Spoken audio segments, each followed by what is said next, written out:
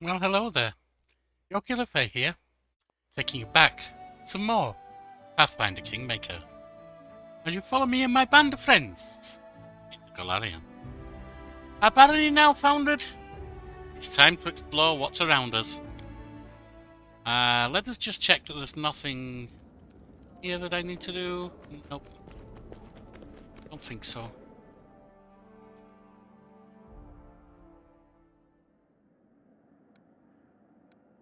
It would be nice to rank the general up, but I can't just now. We've explored the Shrike Hills. We've explored the other place. The outskirts. Now it's time to head onwards.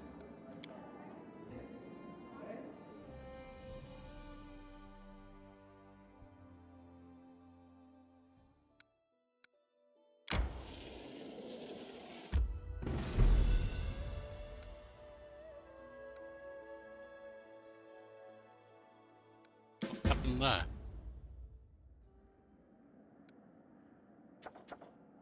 Visitor waits in the castle. Oh, we're going to have to go back.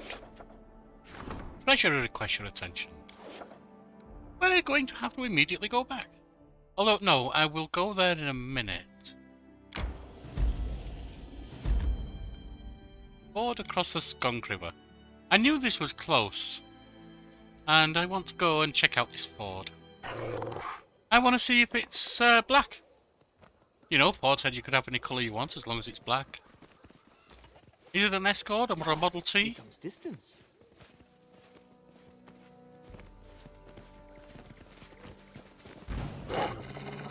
Your death awaits.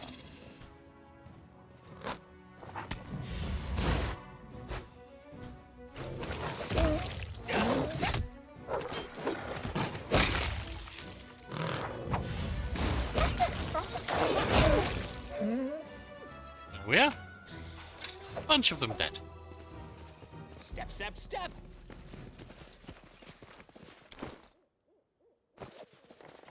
That's 4,700 and some.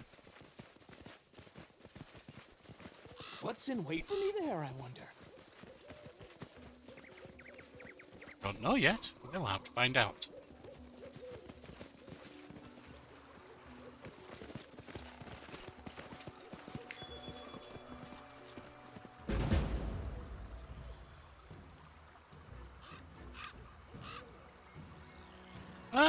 Kobolds. Fighting gnomes.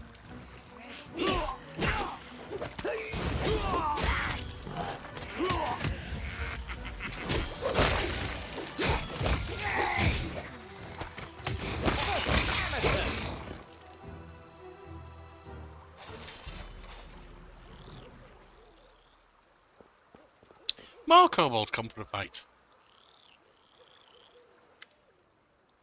Tartuk, oh, well, hello, Tartuccio. How's it going, little one? So, the gnome invites some of his friends. Stupid, slow, sluggish gnome. Gnome, stupid. There's a purple kobold on the riverbank who looks like your old acquaintance, Tartuccio. Kobolds want this cart. Kobold shall have it. The horse skull hides most of the kobold's face, but you see his vicious eyes glint through the empty sockets, staring at you. By orders of myself, the glorious King Tartuk. The kobold pounds his chest with his fist. Tartuk King! The head of the Rome expedition wipes his brow and glares at the kobold. Bastard was the one talking our ears off while the rest of them were trying to steal our cart. King Tartuk, the gnome looks at you and winks. What do you say to a bit of regicide?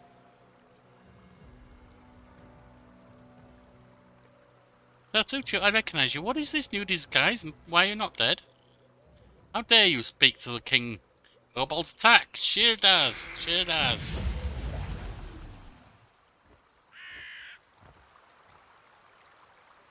Alright, well, if that's the way, you like it, you're probably going to learn that you don't like it anyway.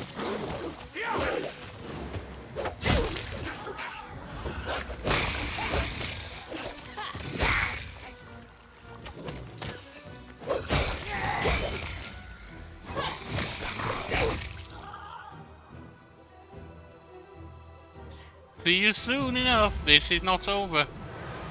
Get your purple hide back here. Can't even die properly. Well, we'll go talk to you in a minute. We want to see if there's any more of these hiding around.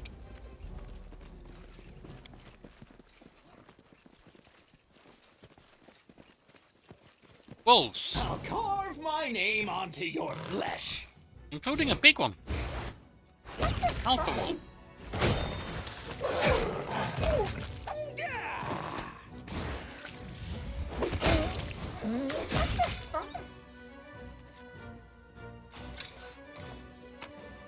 Although, as that alpha wolf just proved, sizes and everything.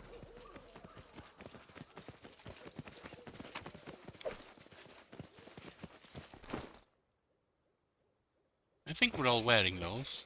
Step, step, step. So I don't need any more of them. Well, they can go to my my companions rather than my friends. My assistants, if you wish. They should have known better. Die, die, die!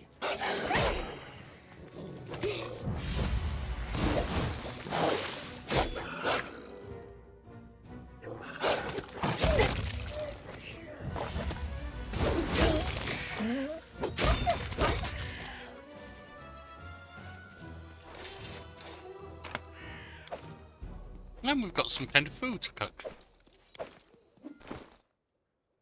Let's see.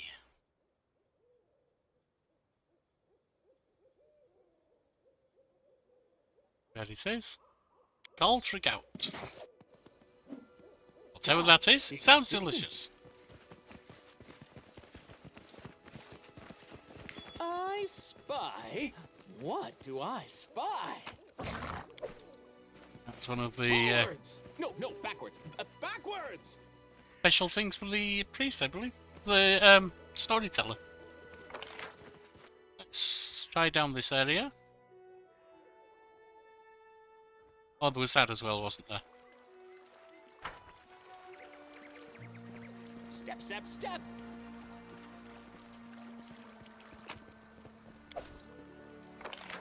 Piece of a broken bracer or something, was it? Shard of Knight's braces.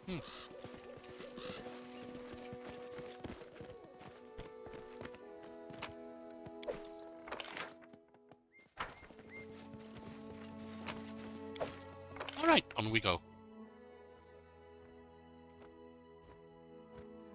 Why is this breeder up there?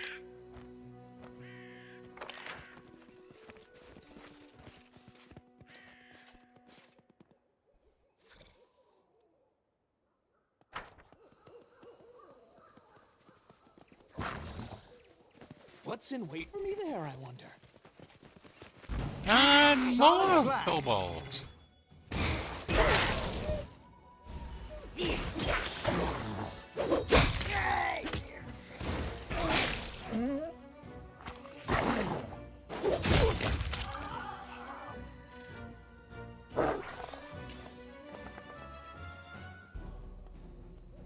This camp looks inhabitable. The gnomes fought fiercely, yes, we know. But there. Trail me.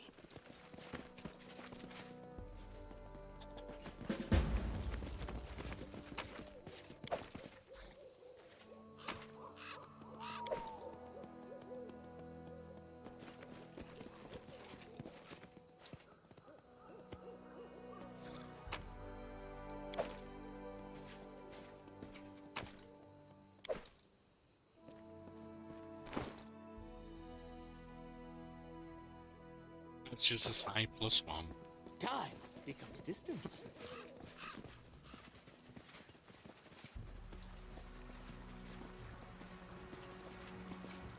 We can't handle it without your help. I'm holding it. While the gnomes were busy fighting the kobolds, furiously cursing and diligently punching their unwelcome guests right in their dragonish snouts, the cart was all but forgotten. The unwitting cause of the fight. It was being dragged away from the sacred pony, the scared pony's sacred. Well, it might be sacred soon.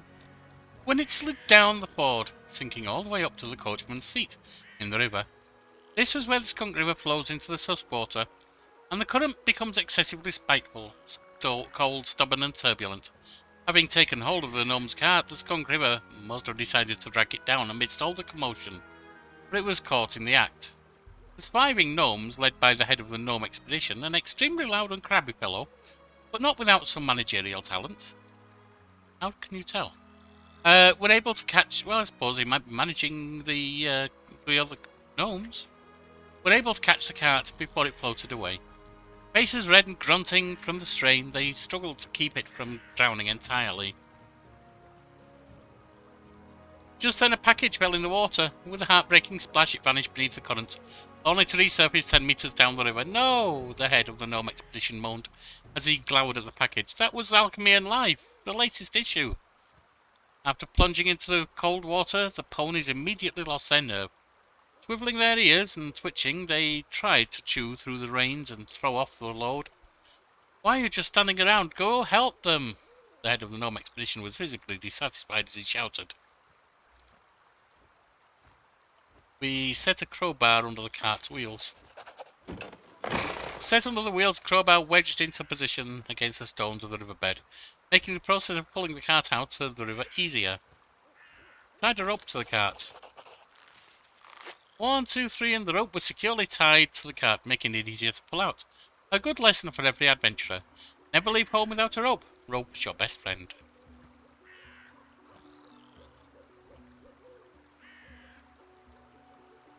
Choose a character. One of us tried to jump onto the cart and untie the ponies.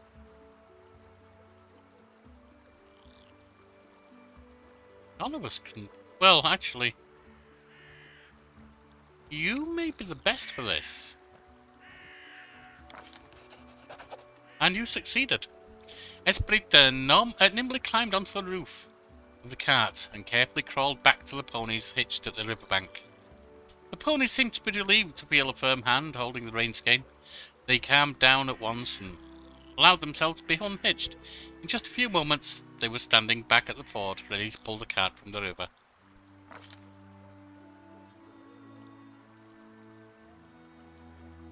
Gathering our strength, there's no point in looking for anything else, I don't think. Gathering our strength, we began to pull the cart from the river. If you're certain we are ready, then let's do it. But be careful, imagine the cart's full of gold, or ale, or some other thing you couldn't bear to lose. Tried to pull the cart out. The cart creaked and cracked, sounding as though it were sobbing.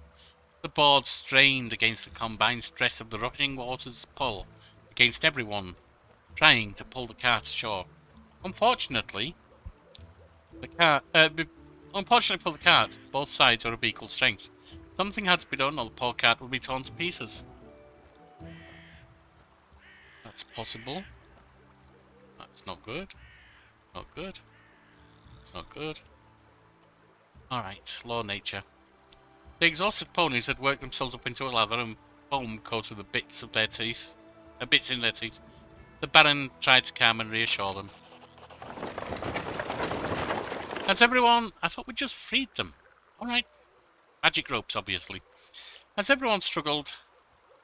Or did she just calm them? That might be.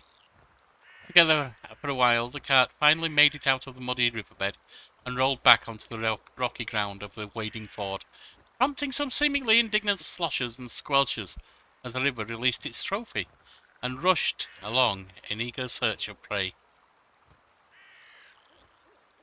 Losing no time, the head of the gnome expedition jumped inside. For a good while, rattling and swearing were all that could be heard from the cart, until the gnome's face finally appeared from under the rooftop, seemingly satisfied. Almost everything's still in place, he announced cheerfully, jumping from the cart. It's all wet and crumpled, but at least nothing's missing. Thank you, travellers. Not for your help, guided by my keen supervision, of course. I'd have to say goodbye to all my possessions. And we've rescued them. Folks, would you be lost? The gnome that stands before you wears dirty and ragged clothes. They used to look stylish and wealthy long ago, but those times are long gone. His black hair is matted, a deep, fresh scratch crosses his cheek. Despite this rather pathetic look, the gnome behaves with inner dignity, and even manages to maintain a superior manner. Tubulos Nartropple, at your grace's service. Your help with these kobolds and my almost drowned cart was timely indeed. By the way, it's a shame no one organized a greeting party when such a famous and popular person as myself arrived to your capital. I wasn't expecting a red carpet covered with rose petals, but you could at least have sent ahead some delegation. Why? Oh, at least some of my servants are still alive. Do you know how much it costs to All train of a them, I proper think. servant? Also, while I'm on that, I'd like to make an official announcement. The roads in your barony are in terrible condition. People must search for wading fords to cross the rivers because no one had bothered themselves with building bridges, and honest travelers have to take the risk of being attacked by kobolds at any moment. Barony's existed maybe 1 week and was taken over from a band of bandits. What exactly do you want? So, how did you say your barony was called? Oh, whatever, never mind. When I draw the map of these lands, I will call them Maybe Local Baron Will Help. I guess it's a fitting name. The gnome falls silent. He just watches you with shifty eyes, opening and closing his mouth as if he's waiting to say something more, but hasn't come up with anything yet. How do you know I'm a baron? I've already told you I visited your capital some time ago. Weren't you listening to me? And I'm used to being greeted by officials when I arrive to settlements of at least some importance. The glory of myself and my exploits usually precedes me, and officials usually prefer to be on good terms with me. I didn't know you'd come. Yes, you're right. I should have remembered that your lands are in the middle of nowhere, and you don't get updates on important things in time. So what happened here? How did your cart end up in the river? My party and I set up camp at the bank of this river. We'd just finished kindling the fire when that purple bastard appeared. Sounds about right. You know what he told me? He introduced himself as the king of the kobolds and told me he needed our clothes because he wanted to dress his subjects properly, you see, as long as they've established the kingdom of their own. That's literally what he said. I wonder, where did he learn the words? Obviously, I told him to buzz off. Some kobold wants to strut around wearing the clothes of the great cartographer Jubilos Nartropple. No way. So I've been explaining my position to him, being rather eloquent too, suggesting he and his so-called kingdom might as well fall into the deepest sinkhole. In the meantime, I've noticed that kobolds have already started to untie my cart. Well, I called my men to keep the cart safe. They couldn't guess what to do on their own, just stood there with their mouths ajar. Then things heated up as the fighting started, and while we were fighting, the ponies dragged the cart to the river. Ah, stupid animals. You said you were famous, but I don't know who you... what are you famous for? Is it the cartography you mentioned? That was either a stupid and offensive joke or a case of total ignorance. The latter, I hope. I'm famous as a traveller, a cartographer, Oh, that's right, an cartographer. alchemist, and a journalist. The students of all the major universities study the world using my maps. My articles for different journals are well known everywhere, from Andorran to Brevoy. You've definitely read some issues of National Alchemy, haven't you? Culinary Almanac of the Inner Sea? I think I just picked that up. Or the most scandalous one, The Independence, describing benefits and drawbacks of governments and regimes in different states. Didn't read any of these? Oh, well, don't answer that. I don't want to spoil my impression of your barony. It's spoiled enough already. It would be hard for me to write at least something positive otherwise. Okay, it was nice to talk to you, but it's time to go. Hold on, wait a moment. There is one thing you can help me with. Haven't I just done that? You see, long ago there was a dwarven trade route crossing these lands.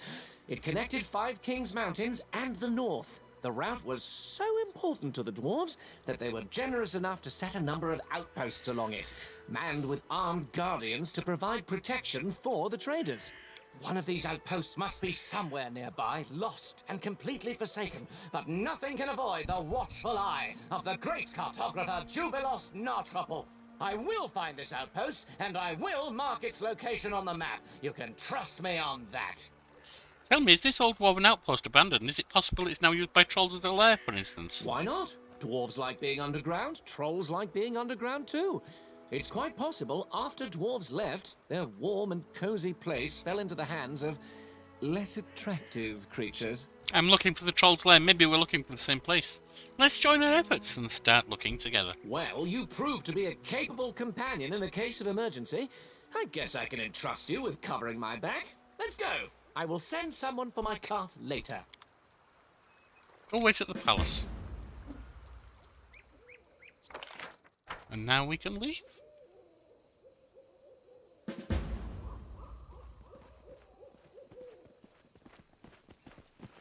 Step, step, step!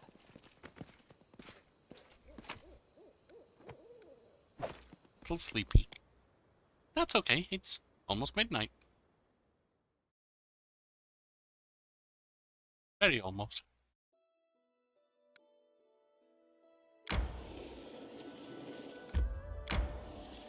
Right, we have things to do back here.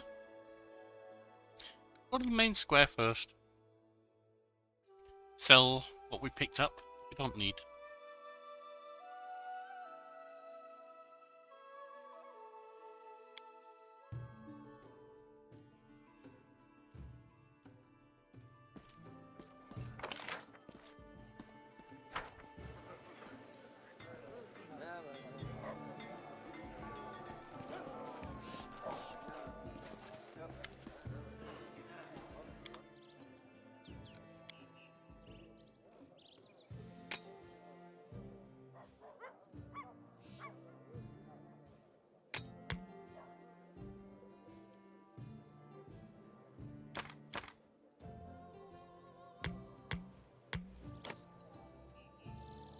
Hmm.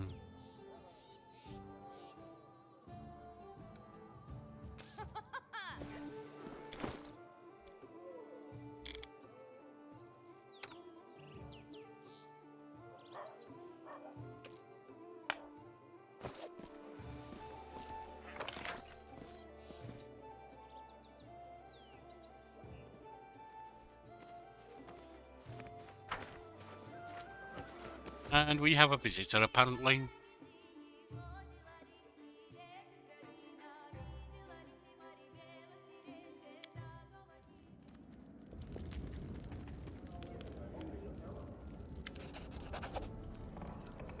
Your advisor has arrived to report about recent economy developments in your barony.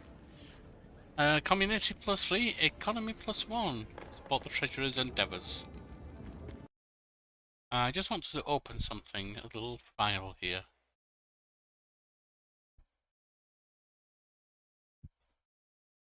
There's someone else there.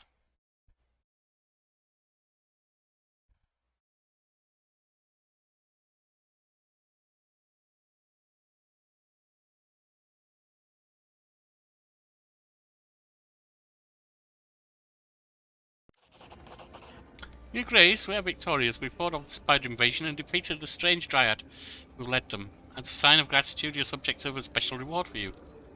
2,800 gold. Good. I wonder, was this flood of spiders truly caused by that curse? I mean, the curse must be ancient and very ominous. The spiders were definitely scary as well, but they weren't ancient and ominous. I agree with Lindsay. This does seem strange. Seems more like a plot of an insane dryad than a true curse. Then how can we explain the dismal atmosphere on Bald Hilltop? The pressure both of us felt, said Jod. Maybe the curse drove the poor dryad insane, causing her to lead this spider invasion into the barony. He shakes his head incredulously. In any case, I have alarming news. As soon as the spider invasion was over, I visited Bald Hilltop. It's grown quiet once more, and just as gloomy as before.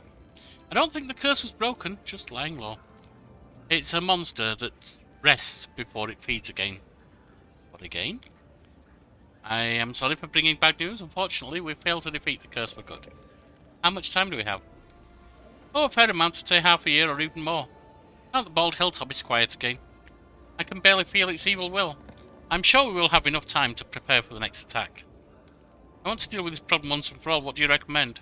Yes, let's level the Bald Hilltop to the ground and put an end to this curse. I doubt we'll be able to defeat it in such a straightforward fashion. The heart of this curse is undoubtedly centered on the Bald Hilltop. But the spiders appeared all throughout the barony.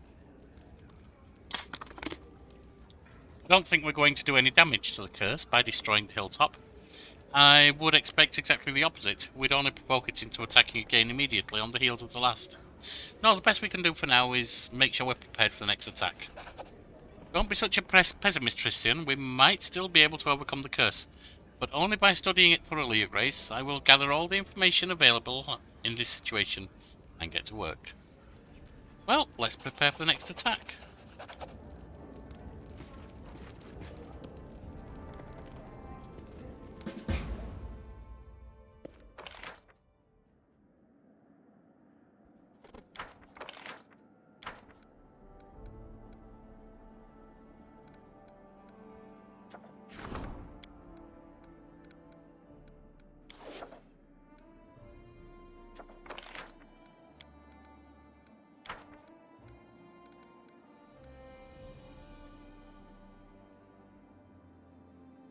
So, what do we do?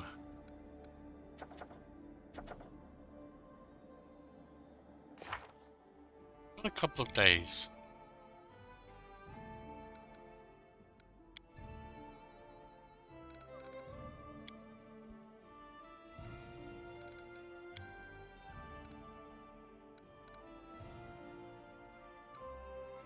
$192 days and 13 hours.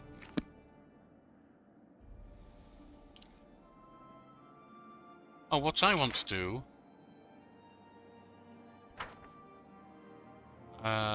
first is just update some stuff I have.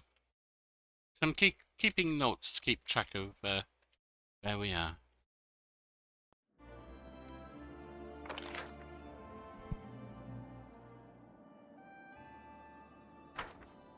$333. Just need 7 more. Be able to rank up again. Military 22 needs to rank up. Community 20 needs to rank up. Economy 23.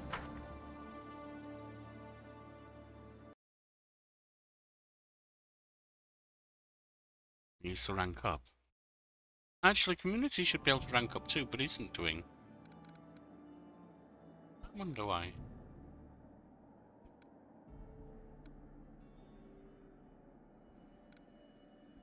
And it's 5, 11, 4, 11. The Divine has gained 1. 4, 3.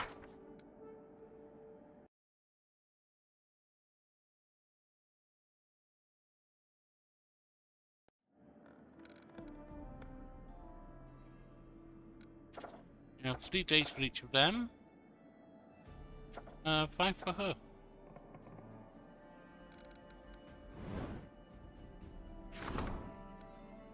I can't really get rid of her in the middle of doing something though.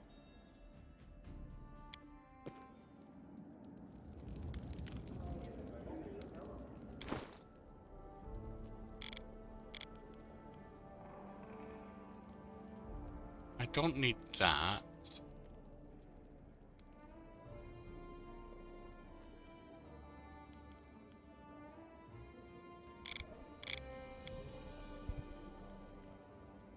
Unarmed attacks.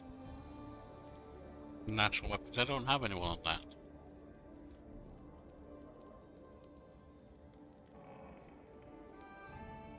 Fine.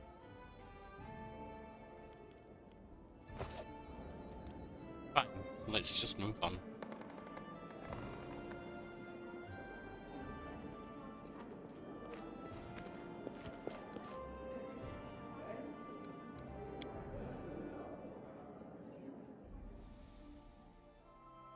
Now we have been notified about the Tenebrious Depths. Maybe we should make our way up there.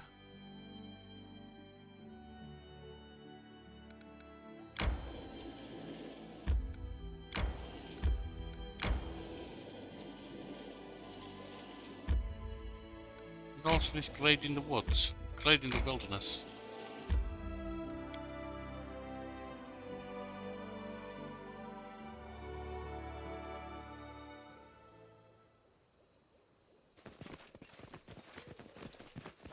Stand with me. Forwards! Ooh, silence pack. A named wolf.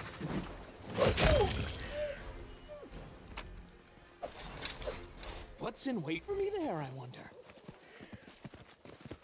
Let the attack commence!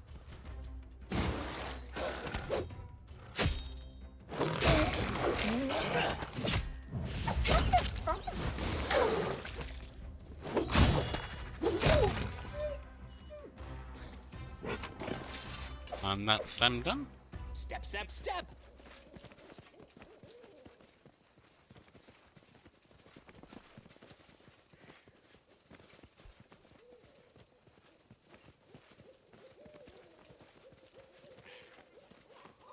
Time becomes distance. Alright, there's something over here, and there's a door.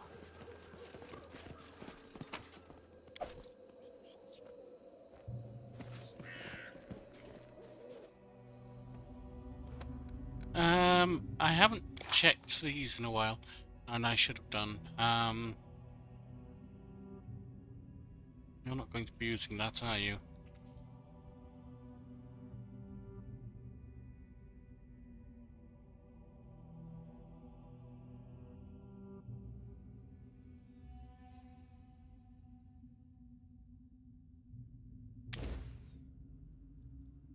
No, aspects of Vulcan you're not going to use at all.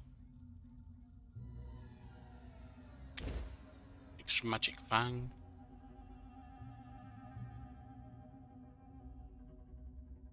You can summon Nature's Ally 3. You can delay poison.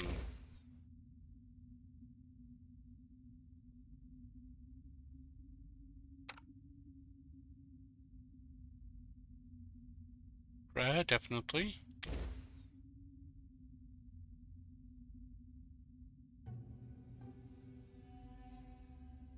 One monster 3. Wrist energy communal.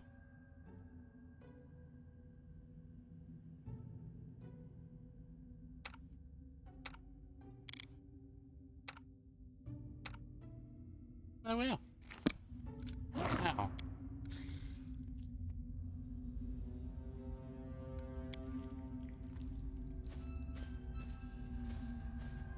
Let's have a bit of healing as Let us Brita. not hesitate.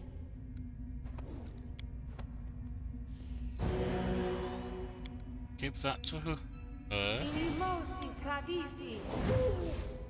That for you. Give that to her. Inimosi tradisi. Aparane sentes. Ona adayana. Ona Frontline adayana. humans. Ona adayana.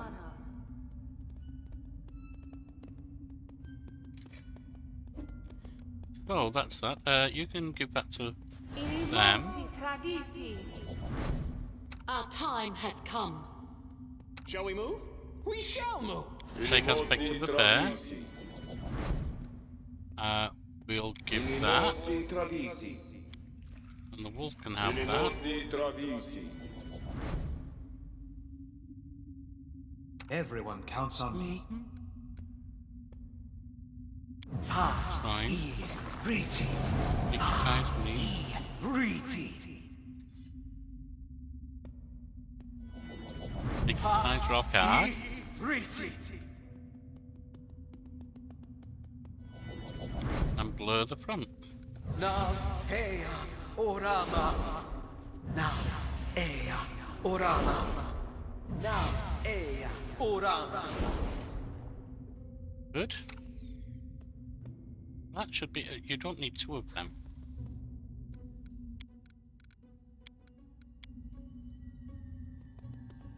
I'll loot your corpse.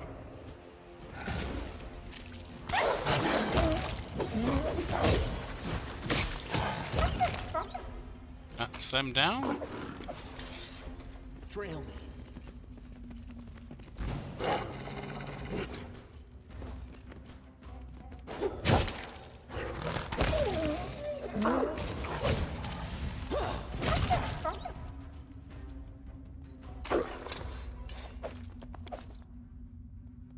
I crave for adventure. Let's shred them!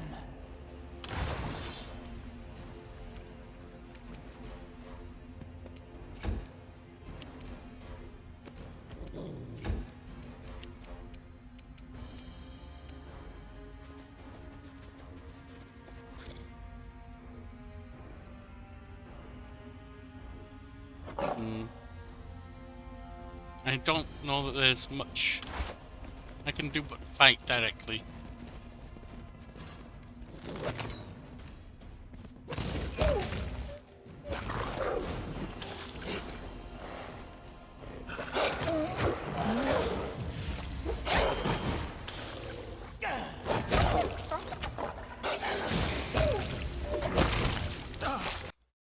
Whoops. I require healing. You need to get the hell out of there right now, but you didn't, did you? I shall not forgive.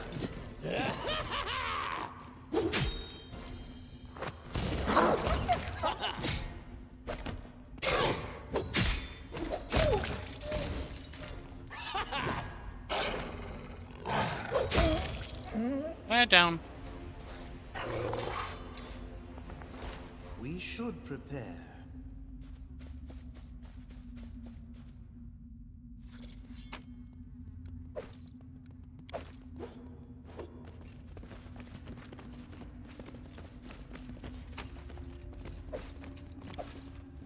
Then there's these bones up here.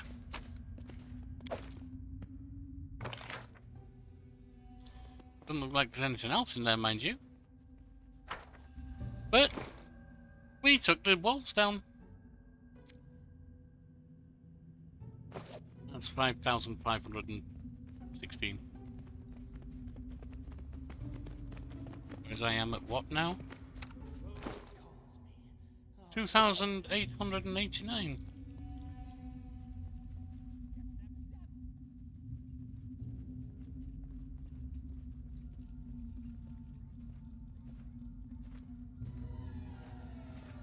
There we go.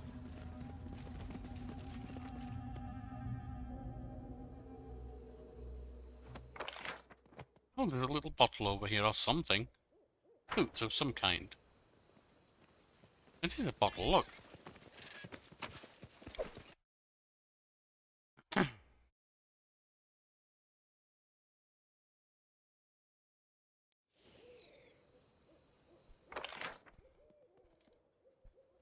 Right, off we go.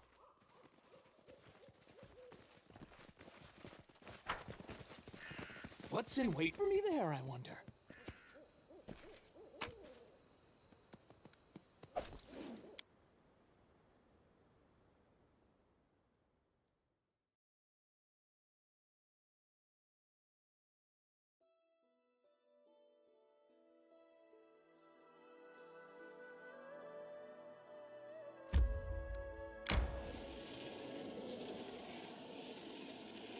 A rest would be welcome.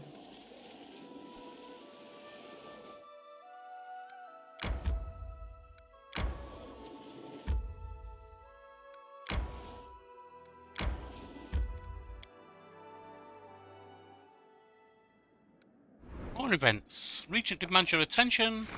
Visitor waits in castle.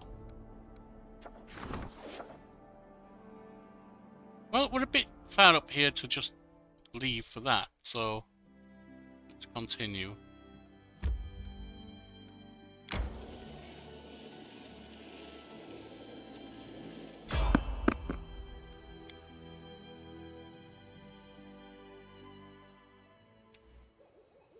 I feel tired. Sure you do. A direwolf. I'm doing the cat.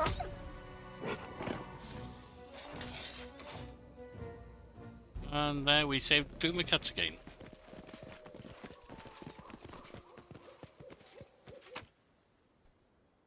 Oh, we should have skinned the wolf.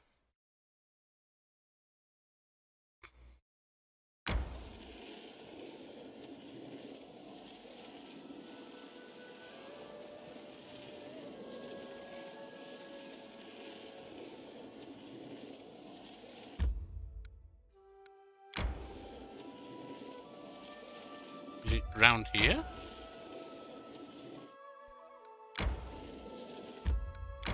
Everyone's exhausted. We need to get the way in there. The court alchemist. Oh, Bokken shall serve the Baron. Good. There it is.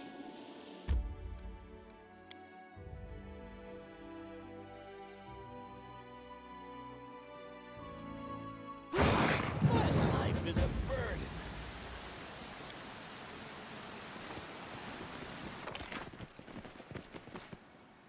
Let's see what's over here.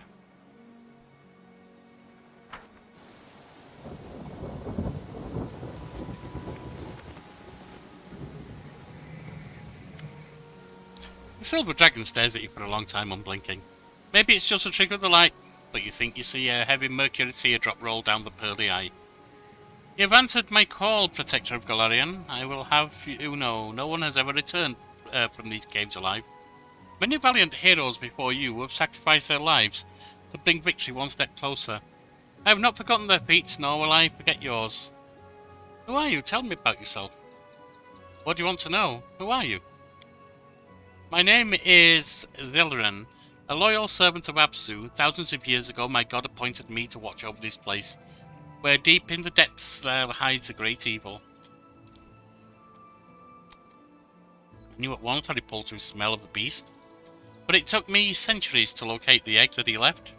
All this time I've stood guard here, looking for a way to destroy the spawn before it hatched and brought more immeasurable sufferings on those who dwell upon the land. Apsu, who's that? The dragon casts a pearly sky glance, but oh, Apsu, he is more ancient than all the gods whose names you know. He is the maker of all, who stands at the origin of the multiverse.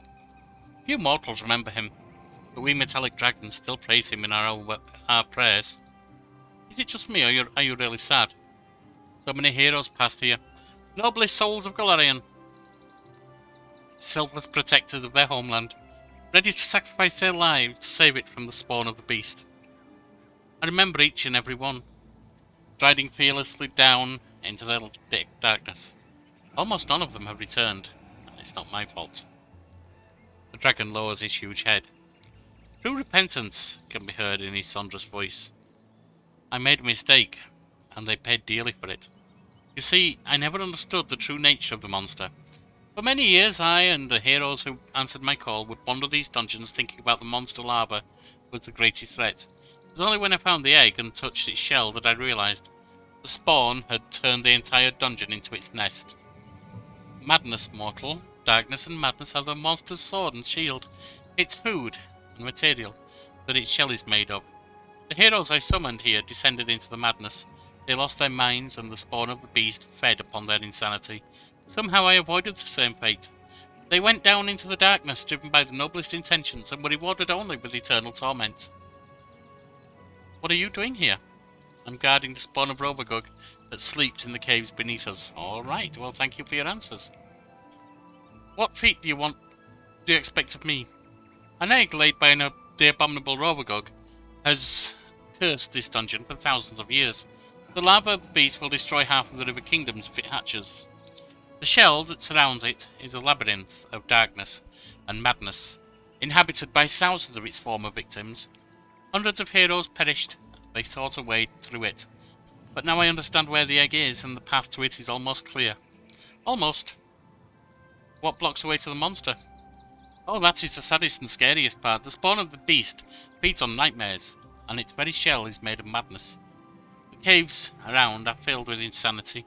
It has flooded them with an ocean of darkness, which distorts the very nature of the multiverse. Yes, we need light, greenery, brilliance. Take it from Morgan Le Fay. Sorry, Morgan Le Fay. Yorkie Le Fay. Heroes who approach grow mad or perish in great suffering. This gives the egg its strength. The monster feeds on their terror and pain. Neither alive nor dead, but tormented eternally by their worst nightmares, these brave heroes have wandered the labyrinth, find and destroy 4 of their strongest, and the power of the beast's madness will weaken. Then I'll be able to crack the shell. Must destroy the monster before it hatches and grows strong. The fallen priestess, the weary traveller, the wicked chant of the captor and his horrifying slave. Deliver them to peace, and the path to the enemy will be opened. Why don't you kill them? The dragon's body shudders. It would seem the thought of what hides in the depths can chill the soul of even a mighty dragon. The egg is surrounded by an ever-shifting labyrinth of insanity and darkness. This insanity, which the larva emits, is capable of subduing even the most valiant of heroes. I have ventured down before, and it was only by miracle that I slipped the fate that has ensnared so many other brave heroes. If I tried to vanquish it alone, then sooner or later it would devour me, drink my soul and add me to the horde of nightmares that guard it. Who would be able to destroy me then? Thus I continue summoning heroes to this place. Any of those who answer my call turn their backs and return to their lives. once they discover how slim their chances of victory are. And I do not blame them. My vigil is nearing its end. The hour of the last battle with the monster draws near. If you can manage to weaken its shell, I can crack it, and we will finish it together. It sounds like this is the first one we meet, so tell me about the fallen priestess. Her name is Tiyoko Sakasama. She led a party of adventurers here. Noblest heroes and truest friends. Together, they'd defeated many foes. But they'd never faced anything like this. Tiyoko once served Lamashtu. Then this brave and wise woman recognized how disgusting her patron was and gathered the strength to leave her service, finding shelter in the hands of Desna. Alas, Lamashtu is called the Mistress of Insanity for a reason. The labyrinth tricked Tioka's mind and stole from her Desna's protections. When next her reason failed, she returned to Lamashtu and sacrificed her strength to her cruel mistress, one by one. Ever since she has lurked in the depths seeking new gifts for her mistress. Alas, the last embers of good in her soul have long since faded. She has become a monster. The beast has consumed her utterly. I see. Can I rest here? Of course, my table is set for everyone.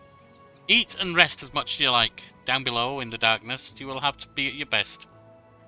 I need supplies, of course, but forgive me, my treasures are not endless, and I cannot provide you with free supplies. If you require the aid of a priest, select a scroll and I will read it for you. But be careful. Down in the labyrinth, you're on your own. Do not go into the depths without servants to the highest horses in your party. Alright, so...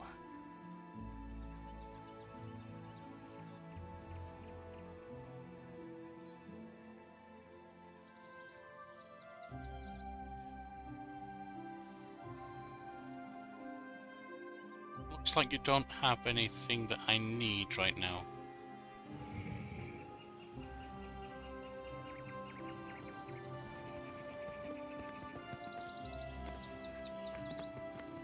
Let's see what else there is. There's someone over here as well.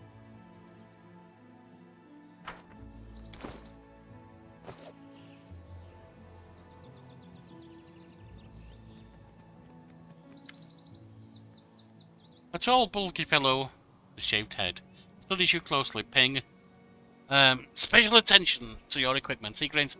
Hello, my friend. Do you want to look your finest? I have the best wares, fairest price in the tenebrous depths. Let's see what you've got. Now, you really don't have much of anything, do you? I don't have enough. I don't think.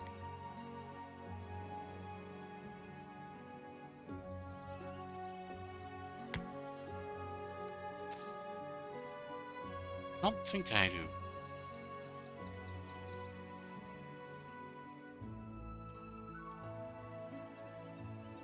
Where is the food?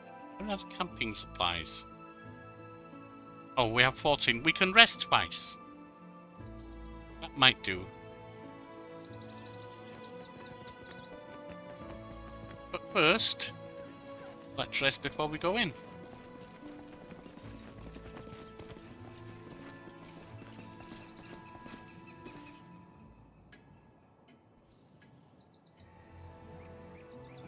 And so we are healed.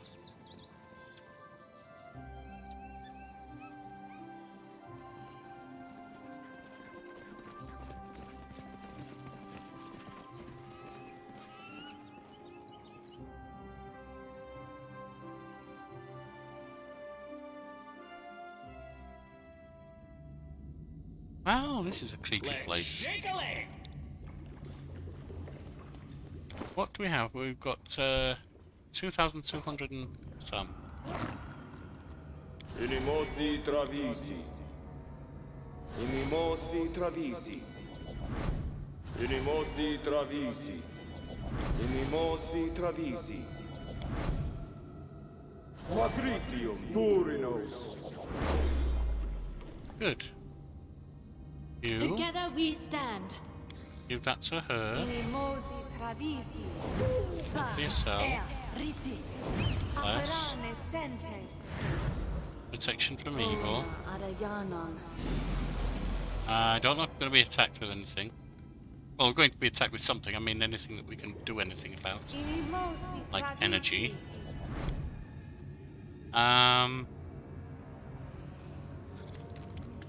Inimosi travisi. Ona adayanon. Ona adayanon. Ona adayanon. I shall not fail. Blur the 5 front ones. Now, hey, orama. Now, ea, orama. Now, ea, orama. Now, ea, orama. Now, ea, orama. 9. Pa. Besides me. Riti. Big side rock hard. Riti.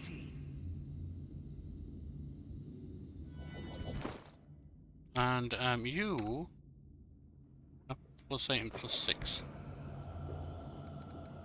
Big size Abane. Riti. Get your hurricane bow. Riti.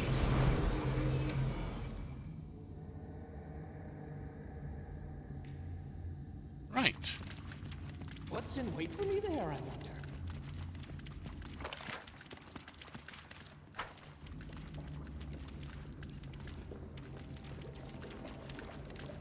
If there's gold, it's mine. Step, step, step!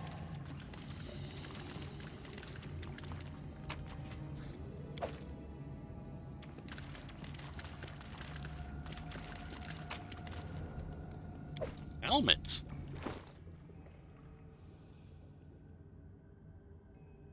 Is wear immunity sphere and damage DR1 against magic. That's fine. Not a great helmet, but it's there. Here comes distance.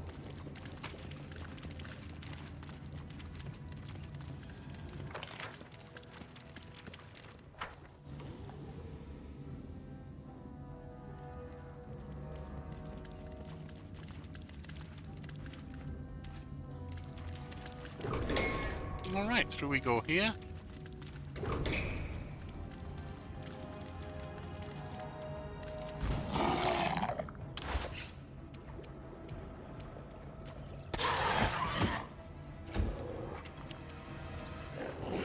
May I see your entrails, please?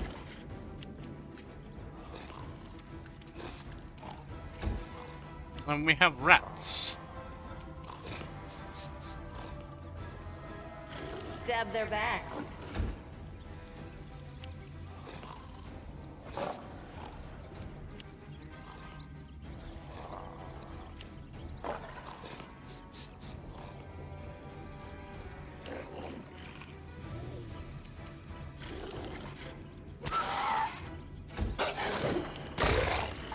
They're dead. Well, Wigan, right here. Right now. I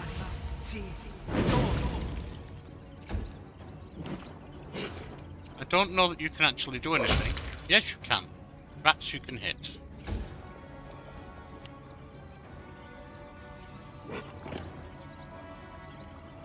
There's a lot of them.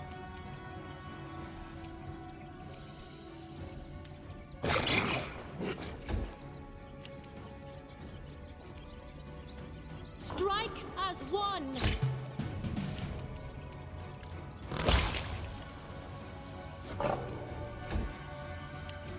Burn! Slice! Behead!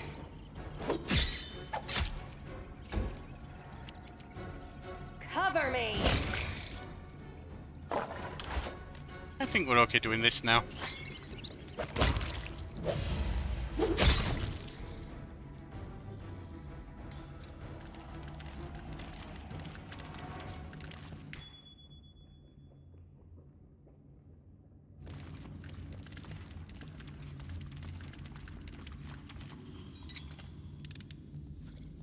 This task is beyond me.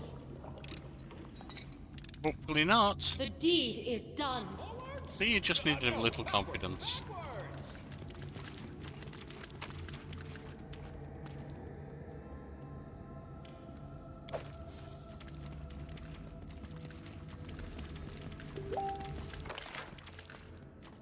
Now, let me just check something. Ah, don't need to worry about it. Message from my dear lady wife, but it's just a TikTok she wishes me to watch sometime. So,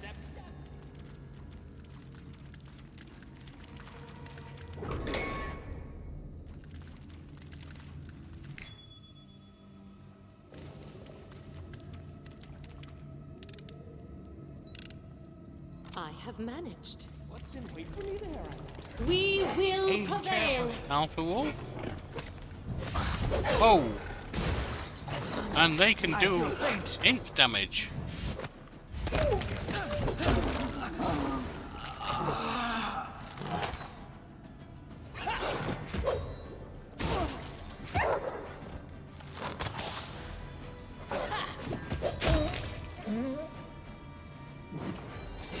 That's an issue.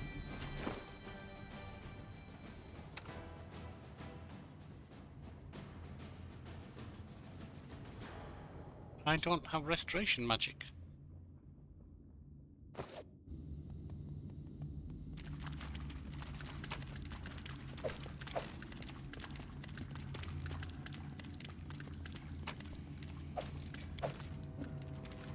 Trail me.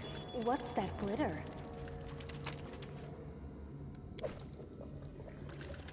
Shock Tongue +1. Nobody uses one though, so it's irrelevant.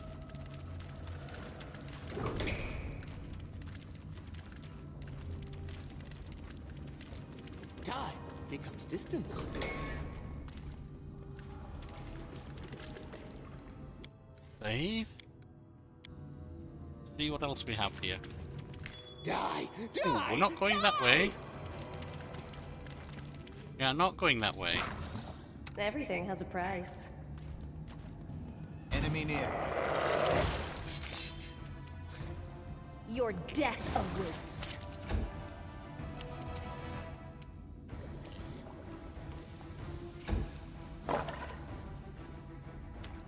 Up to Lefay. Wolf.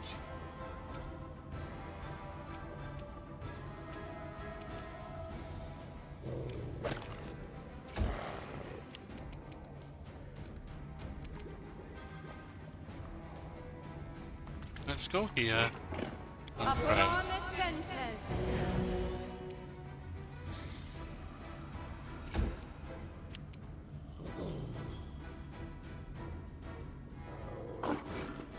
Okay, I didn't surrounded by people. That's not good.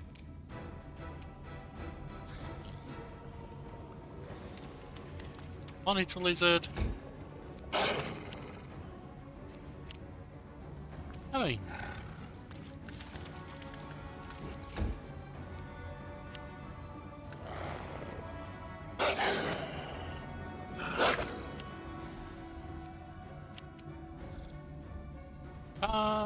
Wagon. Attack! I'll loot your corpse.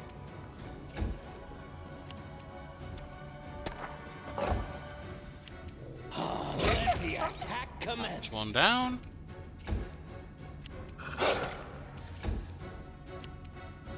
Do not hold back.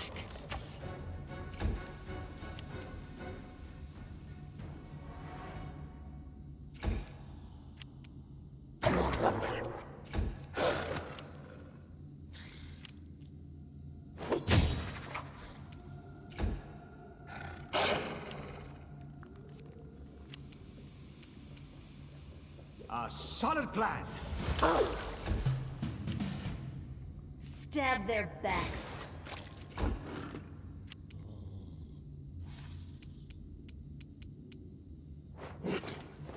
Well, down to help with that one. Come over here, ready. Both attack wolf.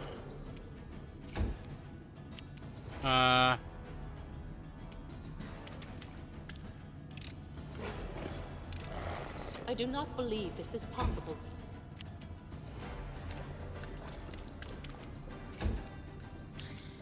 Monitor lizard. Missed.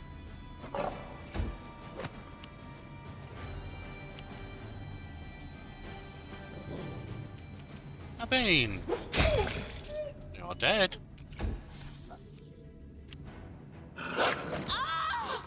Well, that hurt. Forwards! Cover me!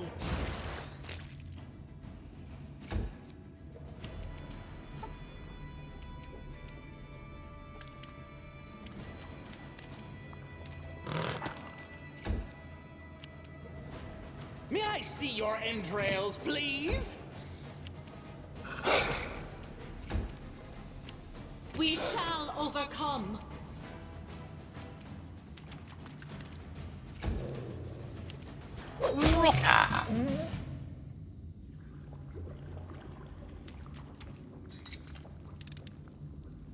The deed is done.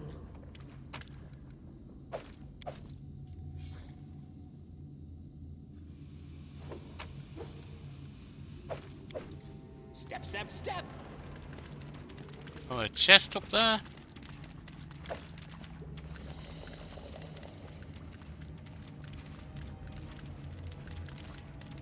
Forwards! No, no, backwards! Backwards! Let's I will see have a this little through. healing, shall we?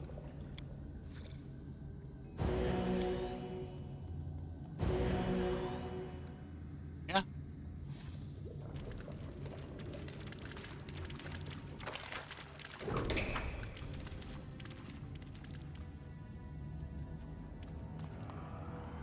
What's in wait for me there, I wonder?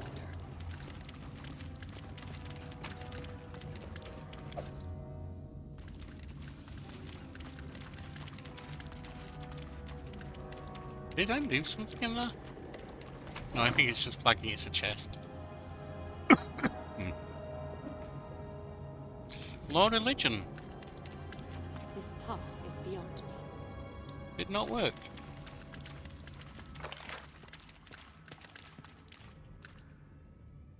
There's something over this way.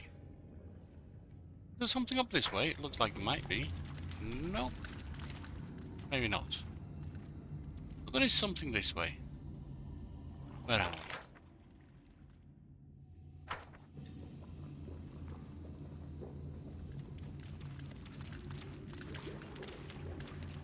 Well, it looks like there is. But I'm not seeing anything right now.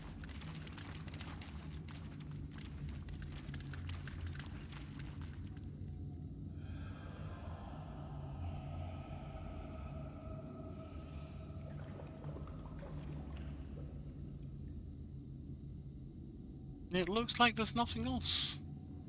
There's probably one that we're just missing as we go past it.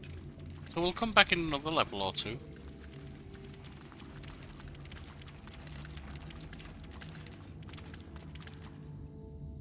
In the meantime, it's time to go back to the palace.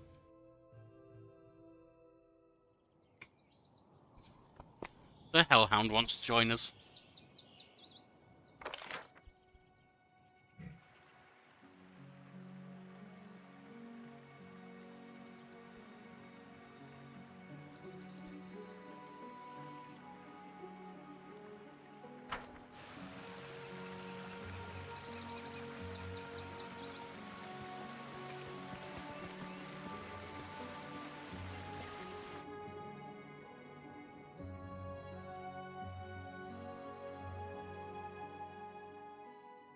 Right, now, back home.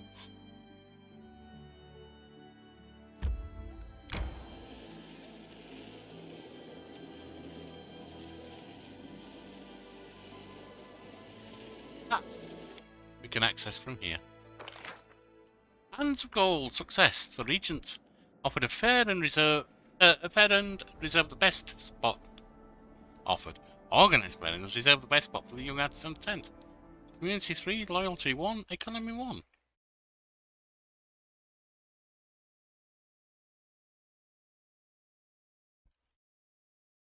Loyalty 1.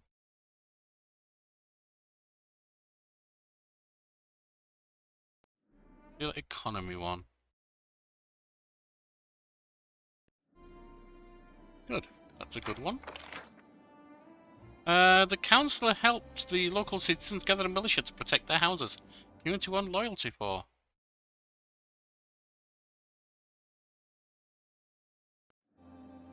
Good.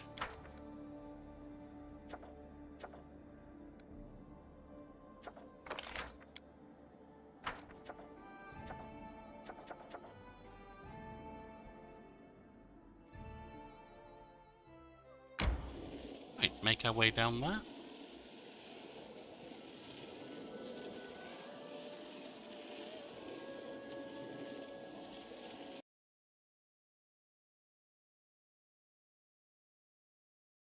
A rest would be welcome.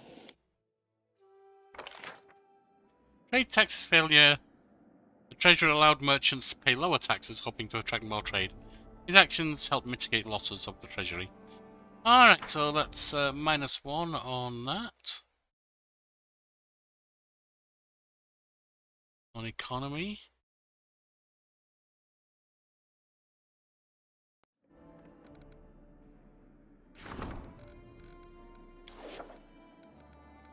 Now. There we are. 7 extra points.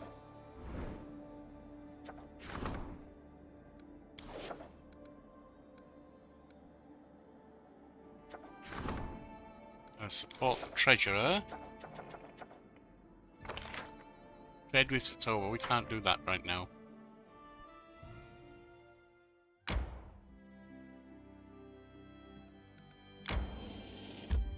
Enter. Throne room. Let's see who's there.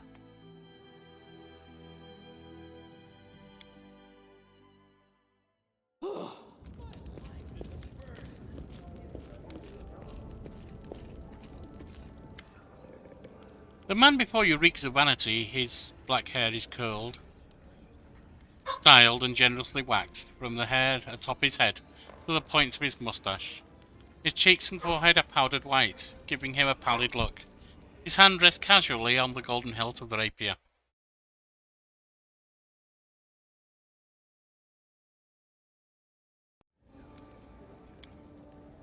As he approaches, a mean-sly smile appears on his face, clearly practiced and prepared in advance. Ah, the ruler of the barony. I'm flattered by your attention, Sir Stefano Mosconi of Pitax. At your service, the man performs a derisive bow. What brings a Pitaxian noble to my barony? I was just travelling back home to glorious Pitax after paying a visit to Restov, all in service of King Castruccio Irivetti. I thought I might take a day to visit the capital of Pitax's bold new neighbour. Sir Stefano sniffs and then grins. I must say, I really should have spared myself the trouble. It's hardly worth seeing. Always open to criticism so long as it's fair and reasonable. Well then, I'll gladly give you my report, Sir Stefano's voice takes on a condescending tone. Follow along on your fingers, assuming you can count. 1. Your army is weak. You lack the guards to properly defend your lands. So you must choose between the villages, the towns, and the trade routes. 2. Your economy is in shambles.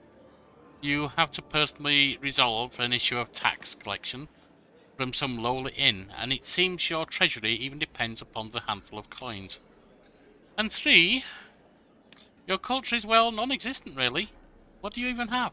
No art galleries, no... we've just started, my friend, so you're not saying anything that I don't know. Your capital may as well be a cowshed, with you as a donkey sitting on top of a heap of hay. Perhaps there's a touch of truth in your words, but my barony is still very young. Everything will be different soon. If anything ever changes here, it'll be the number of dung flies, and that will only grow. Ah well, I shan't continue this slaughter. No use battling someone who can't even fight back. All the best. Farewell.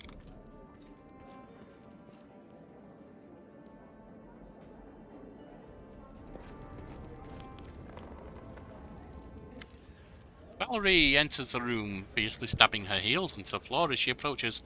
She stands before you and simmering with indignation. I would never have thought that I'd commence my career as regent with such a case, but the leader of a local gang is at your gate. He's brought a chest stuffed with stolen goods, which he wants to share with you, the new lord of the stolen lands. I insist this impudent man be immediately arrested and brought to justice. Your lands have a long and dark legacy, but the subject to failed to grasp that times of cutthroats and extortionists are over, and law rules here now. You will not protect these bandits as the Stag Lord did.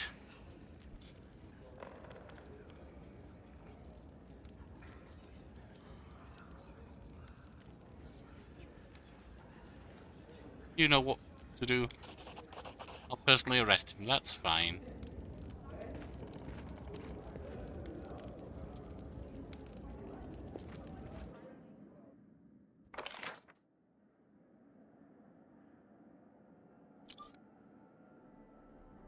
Right, we have relations +1 because of Stefano's visit. Now with relations. That's up to 6.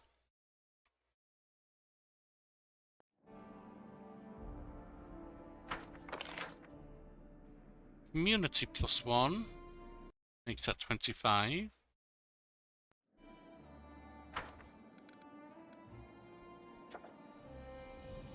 Project, we have support the regent, who's at 4. Research, can't do. Support the treasurer, who's at 6. Support the general, who's at 6. Ambitious recruits, we can't do. Research, we can't do.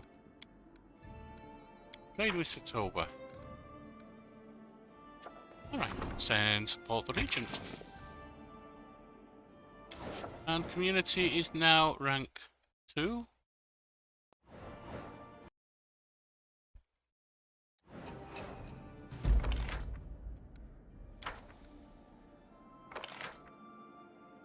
And it's at 27.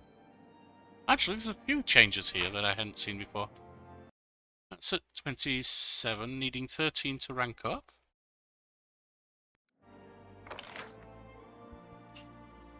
Loyalty is at 40 and can rank up again. You rank up every 20, you see. Although, it might be that it has to be at 41. Military's at 22 and can rank up. 24 for economy. Rank up. 6, 12, 4, 11.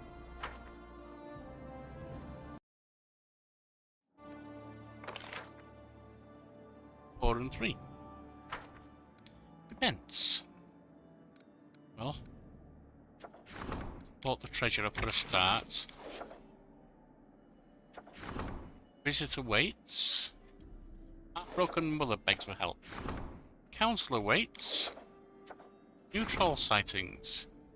Yes, and once. Oh, so everyone's in the throne room right now.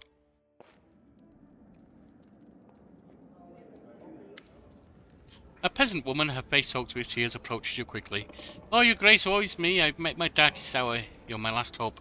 By all the gods ever prayed to, don't leave me in need. My name is Jenna Tennyson. Our village is a short way from here. It's been 2 days since my boy Tig ran away, and I haven't seen him since. We've searched and searched, but it's no use. If you don't find him, no one else will.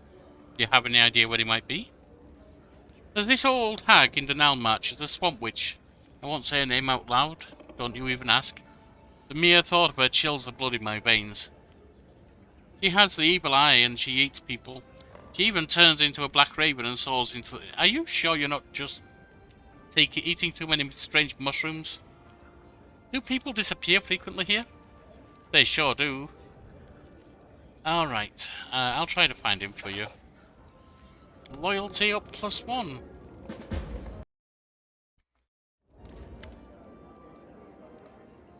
Your Grace, Keston's face looks worried and fearful. Your Grace, ill news from the Nalmarch again. There were already many trolls there, but now people are afraid to leave their houses. The wilds are said to be swarming with them. The hunters were the first ones to notice, then came the merchants delivering packages and food on the outskirts of the barony. Now there are more and more reports of trolls attacking villages. At first I took the reports for gossip, thought it was just the fear talking. The local group of merchants recently reported that most of the trolls seem to be lurking around the house of one Bartholomew Delgado, an odd mage living out in the wild all by himself. They're saying there are so many trolls out there, nobody can reach Bartholomew for fear of the beasts. Those trolls are up to something, and this strange Bartholomew fellow is clearly tangled up in it somehow. If this wizard had gotten some idea in his head to conspire with the trolls, we should make the first move and hit them with preemptive strike. However, if the trolls are coming for him rather than to him, Keston sighs, it would be an enormous help if we could pay a visit to Bartholomew. Consider it booked as a place we're going. Tristan! There's a look of determination on Tristan's face. I bring bad news from your subjects. Today, one of our citizens stopped me in the street and asked me to tell you something important. Tristan ponders a while, as if he doesn't dare continue. You see, one of the traders who today sells imported specialities in the capital has not always led an honest life. Under the Stag Lord, he helped the bandits sell stolen goods, for a percentage, of course. This scoundrel was far from the fort on the day that you struck the decisive blow against the Stag Lord, his band, and today he continues trading in plain view of those who he recently helped rob. I never rush your judgment, but you must at least arrest the merchant to question him and give him a chance to repent. Think of those who see him in the streets every day, walking free. Arrest the shifty merchant. He'll answer for selling stolen goods, even if it happened before my time. Giving community +2, economy -3.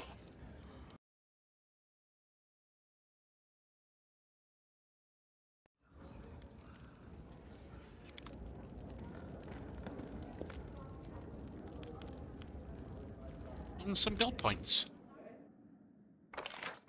We have loyalty +1.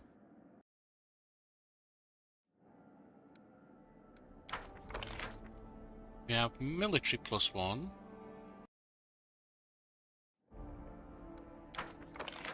We have council giving us loyalty +1.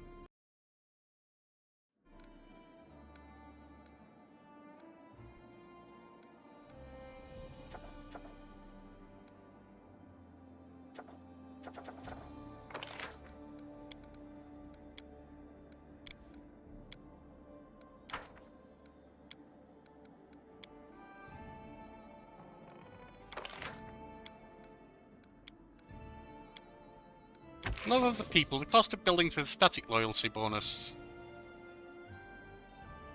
is reduced by 10%. Yes, absolutely.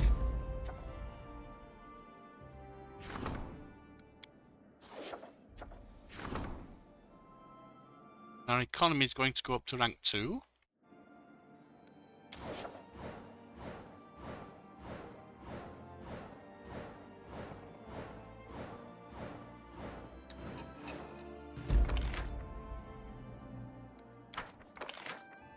Those sightings triumph. Divine triumph.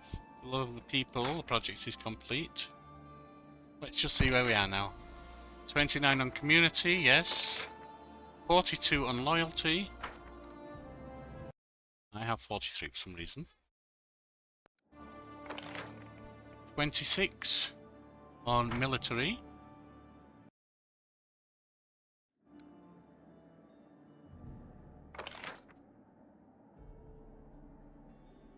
Economy 21, and 614, 411.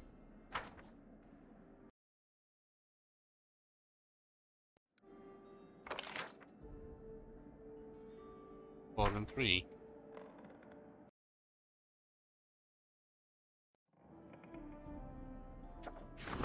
The Howling Wolves. Who can we promote first? Councillor.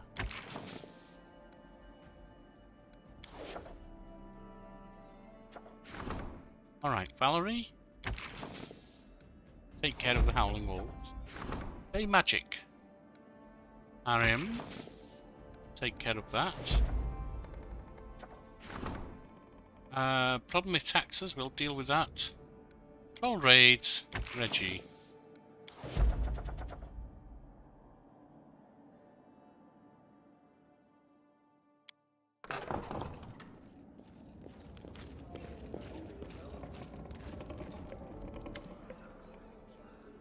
problem demands your personal attention, Your Grace. Your acquaintance Oleg has been refusing to pay his taxes for months now, even though his trading post is located in your lands.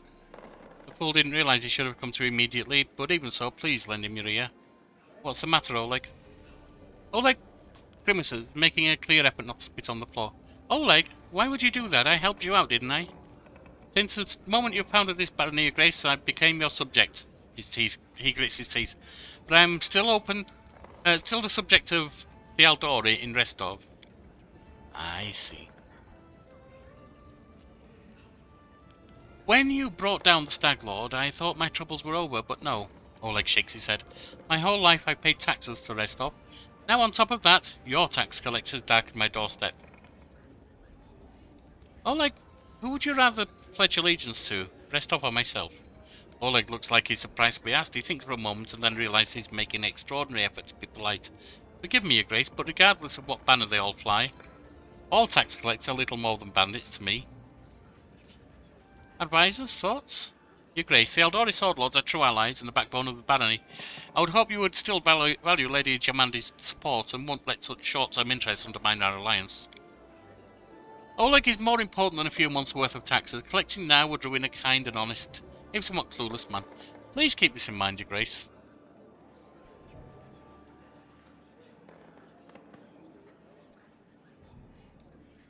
We won't collect any taxes from Oleg this month. Let him go.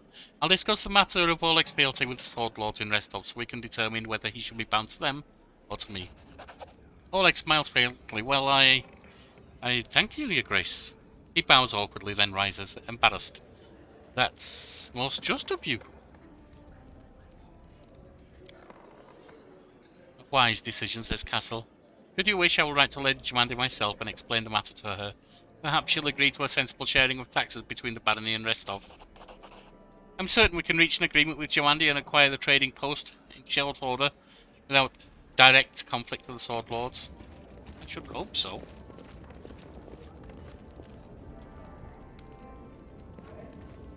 Oh, Bokken, welcome! Unfazed by the awkward silence, Bokken searches through his bag for quite a while. Finally, he pulls out a sizable brown paper bag. There you go, a little something from old Bokken. A Serbic ring that helps with bombs. I only have Jubilost, who's an alchemist, so that can go to him. If you ever need anything in particular, just let me know. If you're not sure, I'll go home and think. Something specific. I think oils and ointments will work. Oh, and while I'm here, there's a book I've always wanted to read of transmutations and bodily poisons. In 3 volumes. I have 2 of them. If you were to find it for me, I could produce something most remarkable for you. Something that might even... Bokken cuts himself short. Oh well, there's no use in empty words. But they say there's an ancient formula hidden in one of the books. Bring me the books, and I'll brew the potion for you. I know that the old beldame, the old witch who lives in the swamp, had one of these volumes in her hut. Gathering Dust. You must still have it for sale, I imagine. As for the other 2 volumes, I have no idea. You might look at the magic shop or in the bookcases and locked drawers of other alchemists. But if you happen to cross their possessions in your adventures, yeah, we'll find it for you somewhere.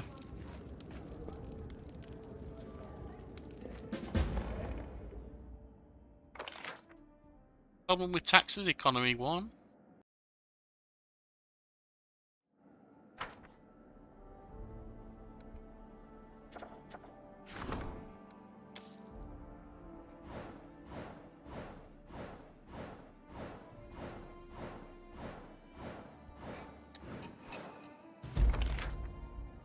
And that's loyalty up to 3.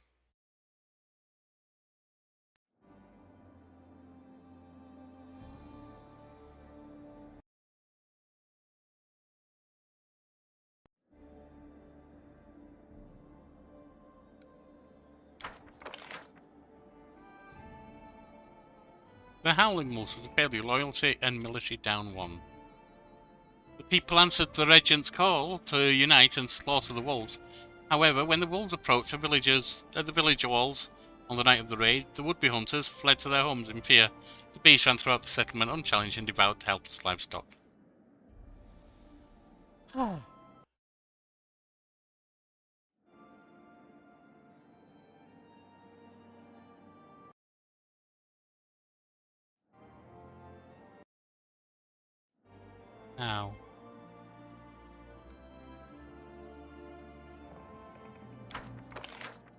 They magic failed. Community down 1.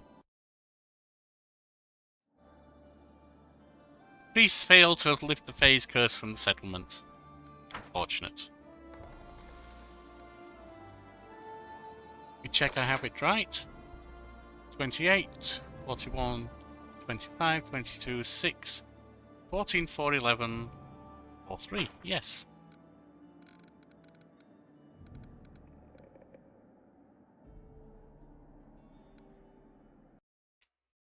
$12 there, we need 19 there. 18 on economy. The only one we can rank up, and he's busy right now, Reggie. Claim the Canelands. Valerie, you can do that. Claim the Canelands as part of your kingdom. Yes. We have a letter for the ruler in the throne room. We have hands of gold. We have every little bit helps. Troubled lands. Jaethal in fury. Right, hand of gold. Room has it an unknown self-taught master. Crafting items of extraordinary beauty and rare quality has appeared in the region. Such people are rare. Tristan, why don't you go have a word with him? Every little bit helps. Citizens are concerned about their safety. They wish to raise funds to build fortifications. Go on, Jubilost, help them raise some funds. Troubled lands, not so much just now. Jaethal's in a fury.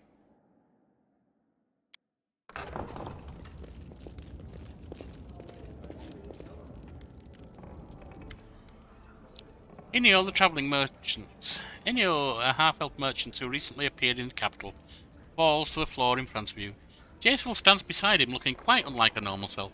Usually cold and stiff, the face of an undead elf now burns with rage. Despite his nearness to his furious undead captor, Inio looks concerned but unafraid. If you allow me to speak, I can explain everything. I hope you can, half-blood, otherwise, Jaethal hisses and turns to you. Have I told you the sad story of my death? It is sad most of all because I do not remember how my life ended.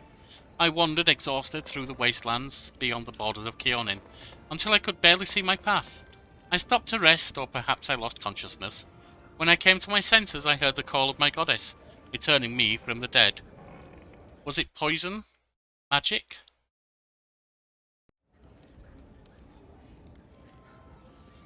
Illness? Whatever stole my life away, it left no trace. I thought this mystery would haunt me forever, but then I entered the shop of this half-blood, seeking some reminder of Keonin. And what did I discover there? My very own dagger. Jaethal showed you an elven-carved dagger with a chipped blade, and empty sockets where once gemstones adorned the handle. The dagger disappeared the same night I was taken by death. How could this half-blood have obtained it? Let him speak, Jaethal. Anger will not help us learn the truth. That is why, respecting your authority, I brought this pathetic huckster here, rather than getting the truth out of him by my own methods. The half-elf tries to rise to his feet and sighs, putting his clothes in order. Thank you for allowing me to speak, Grace. The story is not very exciting, certainly not as exciting as my tale of the drunkard. Shut up. Yesterday, north of the city, I don't like people who just go off on bullshit tangents in the middle of an important discussion.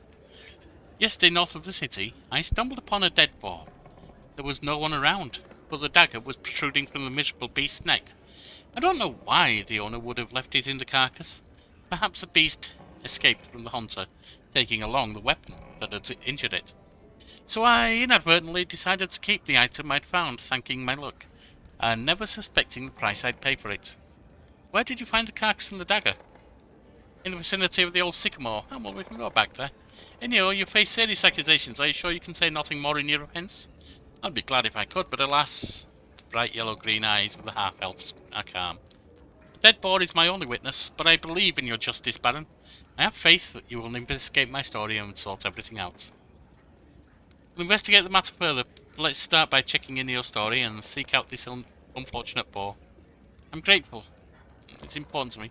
And you, Half-Blood, should pray for our success. If you're lying, I shall find a surer way to get to the truth from you.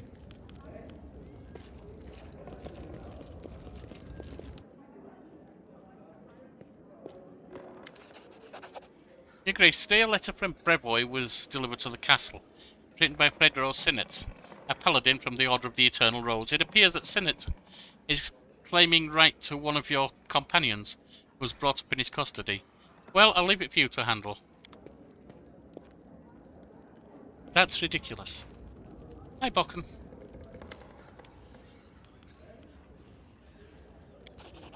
And you've got Potion of Displacement. That's not an oil, is it?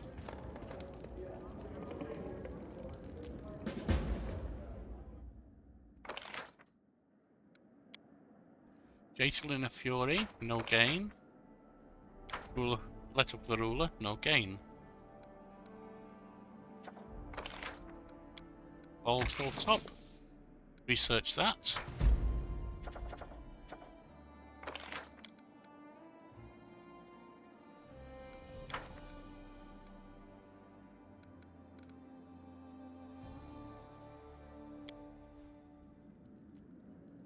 Right, it looks like it might be time to head out again. We need to rest. Time becomes distance.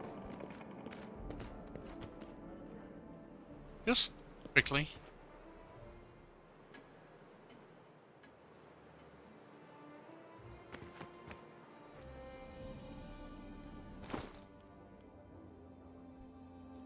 Eight, 17, 15. Not bad. That's the experience to the next level, of course.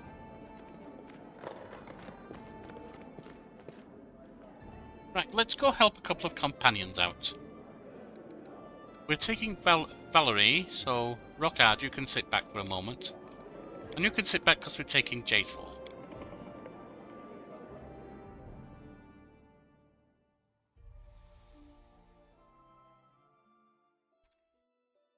Right, Valerie.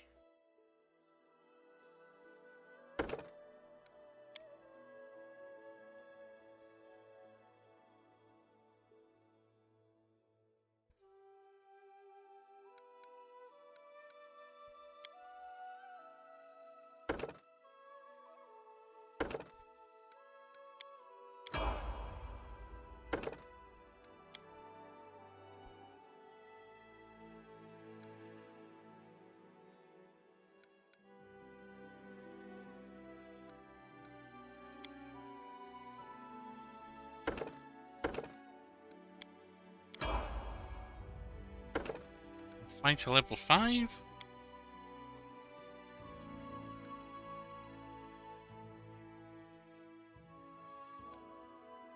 Actually, no. I'm going to be a bard.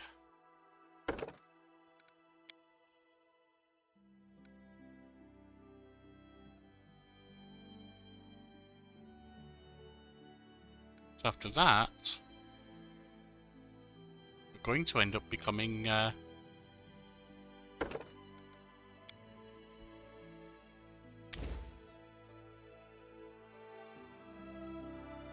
after that, you're going to end up becoming what am I trying to say?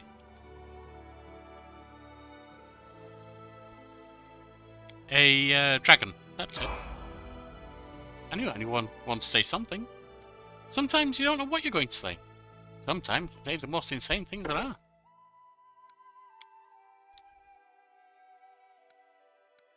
You can just stay with this, Jatel. I don't really see us going anywhere with you, to be honest.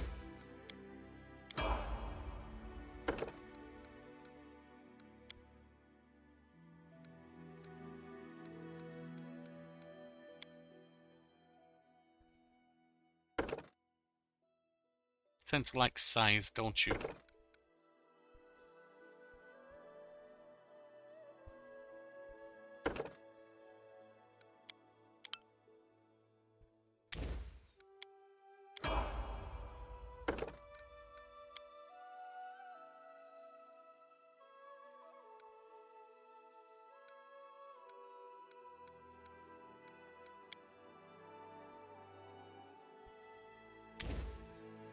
Shaker.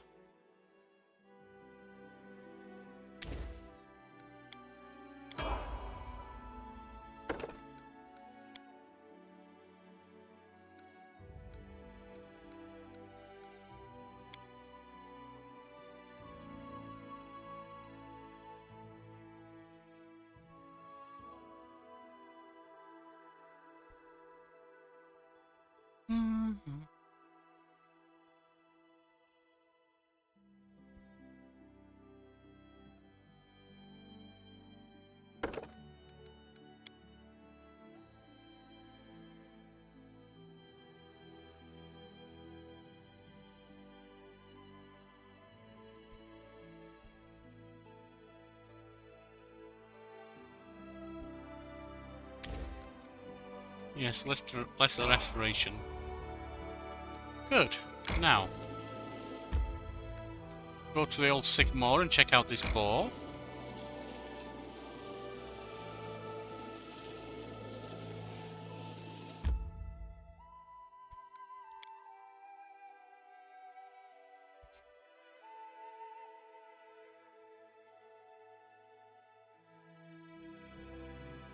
I need a moment to recover. Request.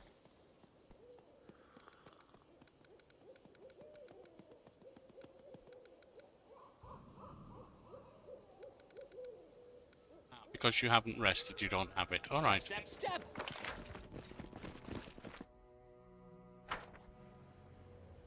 Is it here somewhere? There, I see it.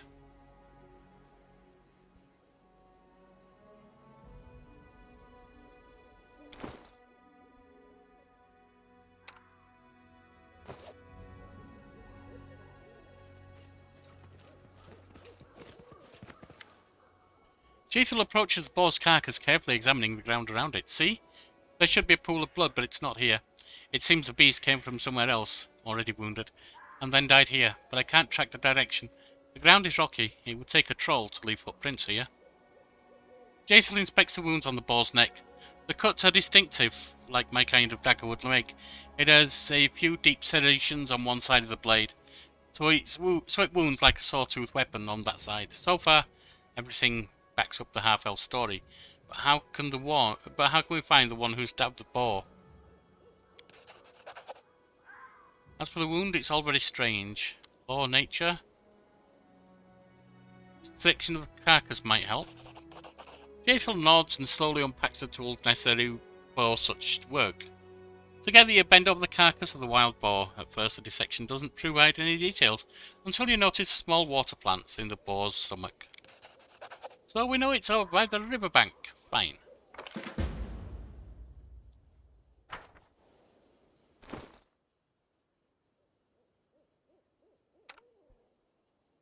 $13.18.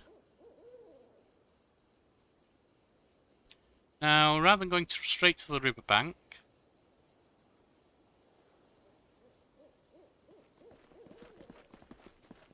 we're going to head north.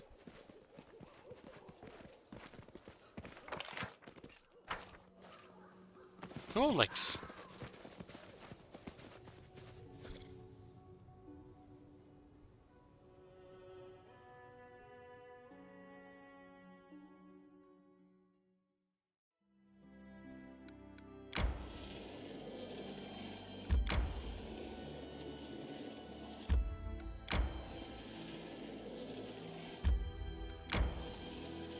I feel tired.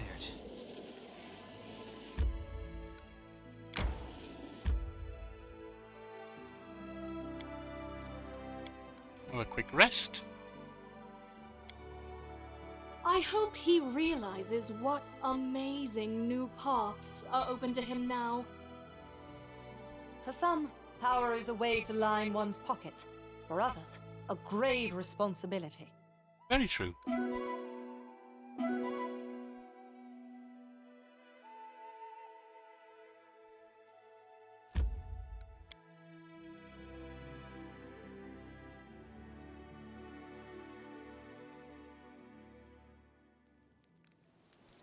Mentioning grave responsibilities, I'm not too sure I like this guy.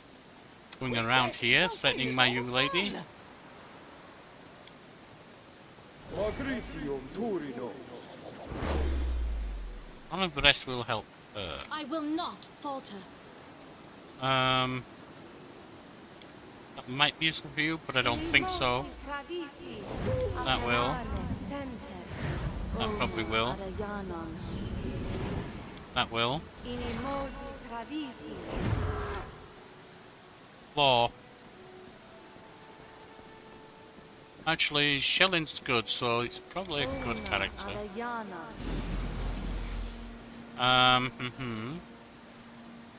Give the order. Ask. We have the blessing on, I don't recall.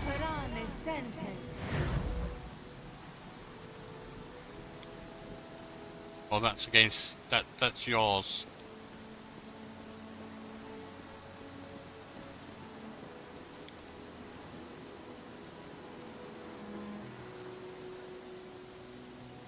You have my attention.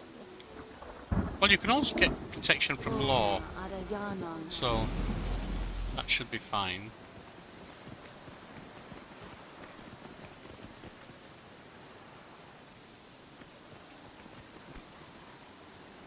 What's in wait for me there, I wonder? A middle-aged man in polished shiny armour turns to you. His beard and hair are impeccably styled, and an expression of reserved politeness sits frozen on his face, as his piercing grey eyes watch everything attentively. Baron Yorki, what an honour to meet you in person. I am Fredro Sennet, a paladin of the most illustrious Shellin from the Order of the Eternal Rose. Fredro looks at Valerie. There you are, Valerie. How many years has it been since we saw each other? So happy the years haven't erased the divine bliss written upon your radiant face. No wonder she's self-opinionated. Oh, arrogant. Valerie nods the cynic coldly. Greetings, I'm glad to see you in good health, Fredro. I think you should talk to Valerie alone. Don't go, your grace, my intentions are known to all. Valerie, I have come to return you to our faith. Our? Now you imagine that not only do I want to serve Shellin, but now I have faith in her too? Fredro shakes his head. I don't recognize you, Valerie. What is this tone you address me with? I remember what politeness and respect you showed with your elders. We helped you up as an example. I held you up as an example for other novices. Valerie raises her chin ever so slightly. I'm repaying your courtesy in kind, Fredro. If you so easily ascribe to me thoughts and aspirations that I do not possess, then I can be as liberal a judge of your behaviour. I'll keep quiet. My beautiful Valerie, as rash as ever. I was hoping these intervening 8 years would you spent away from the Order might have cooled your temper and brought you some wisdom. As for my return to the church, which you so bluntly insist on, Valerie pulls her chin up. Please, Fredro, spare me your wordy speeches. The day I walked out of the Covenant gates, I made a decision. I'm not going to change. I'm never returning to the Eternal Rose Order. I'm never going back to the serving Shellin. What nonsense you started with your letter. Let's put an end to it once and for all. Fredro studies Valerie's face for a long time. His eyes turn steel grey. I don't believe my ears. I expect to see repentance, Valerie.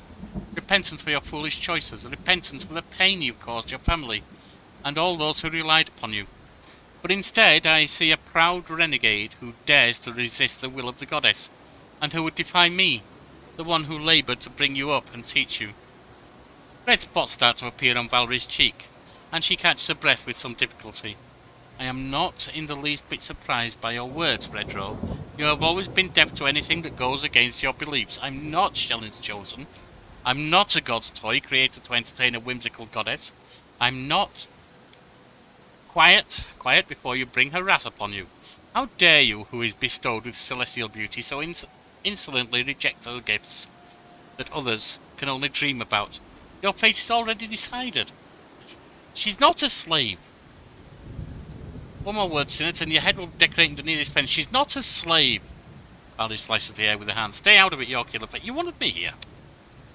Or he wanted me here. Fredro might be crossing the boundaries of politeness, but no more than that. stay your hand and allow me to finish.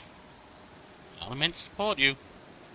What you call home, Pedro, was my prison.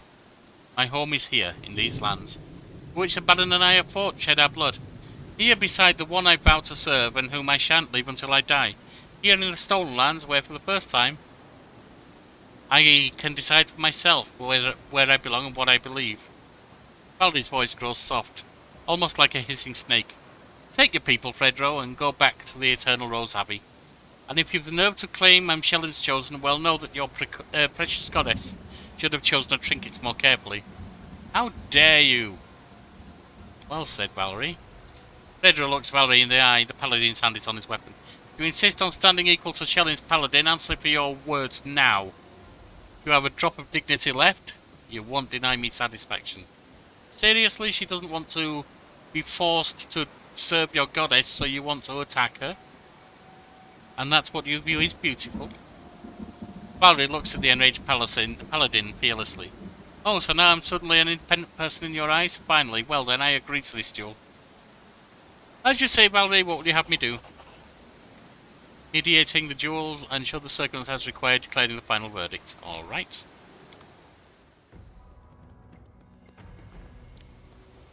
Alright, one of my squires will be second. Would everyone please clear the dueling area?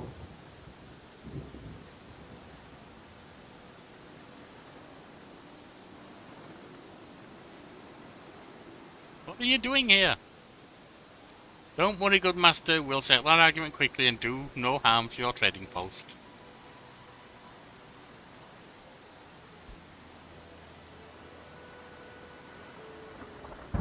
So, well, I am Fredo, let your second start and count down.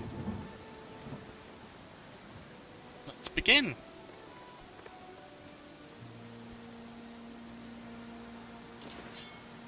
To victory! Right. First. Yes.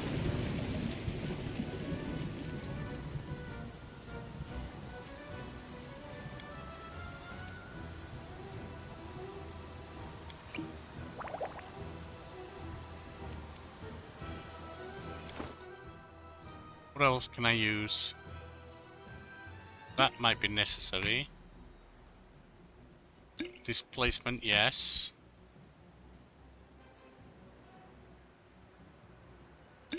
Enlarge person.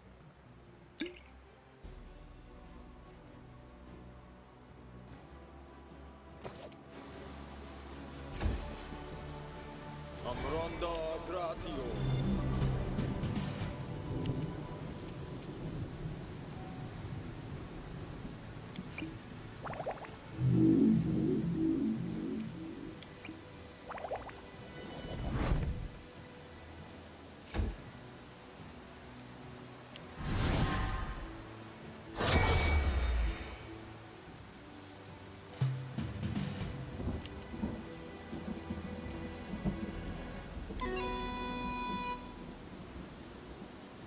Is there any other potion? Not right now, and none of these will work. Well, we can vanish, I guess.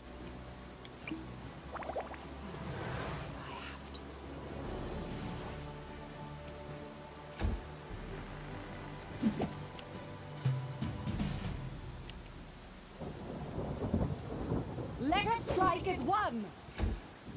And with that, we just go. And she's down in 2 hits.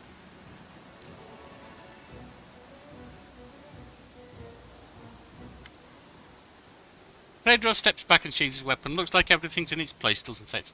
You should, however, you could be however insolent you wanted, as long as you were considered a girl, Valerie.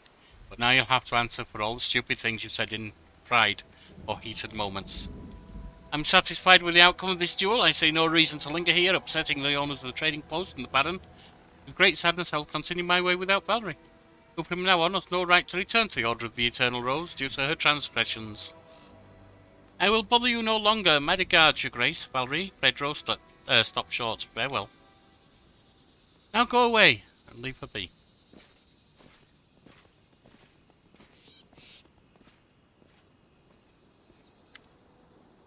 Dear God, your face, Valerie. What? Is there something? Valerie touches the wound crossing her face and looks at the blood on her fingers, more baffled than scared. Let me heal you.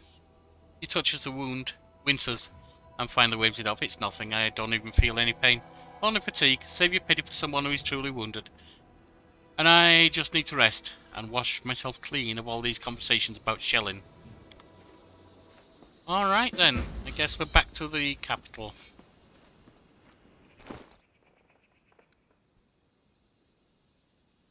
$11.92. Progress is made. Forwards? No, backwards. Backwards!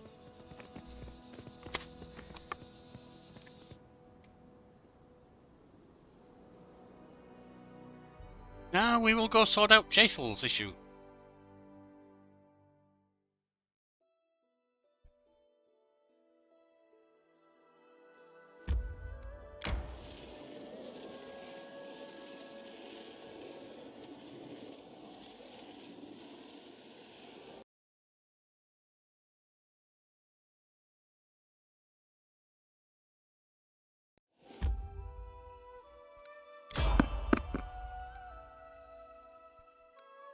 Spotted enemies? I think we fight.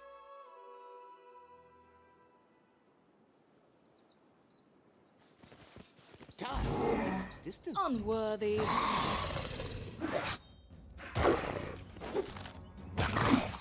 never had a chance. Oh yes, we have the skeletons over the what is it, to fight still, don't we?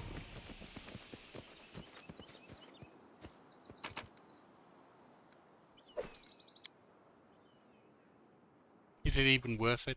Maybe not.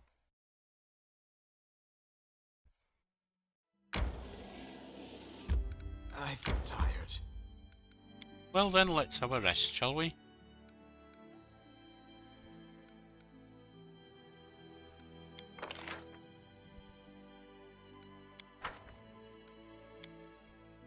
You are beautiful, Valerie.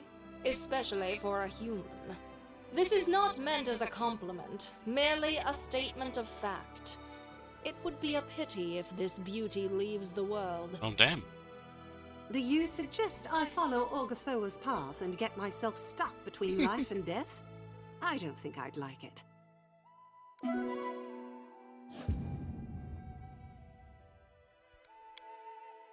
Right, up we go.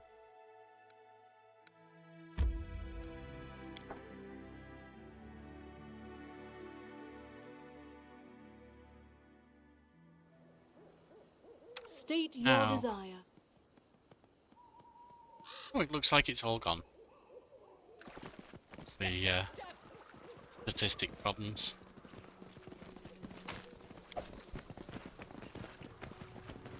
You cannot stand against me.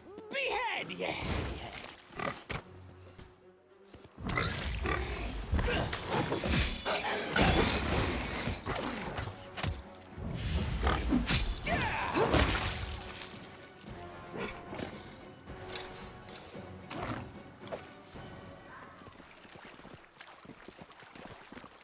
Trail me.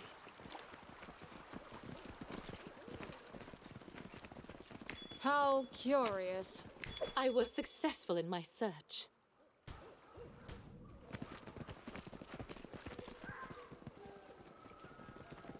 That is quite a discovery. Take this trap down. The deed is done. Wait for me there, I wonder.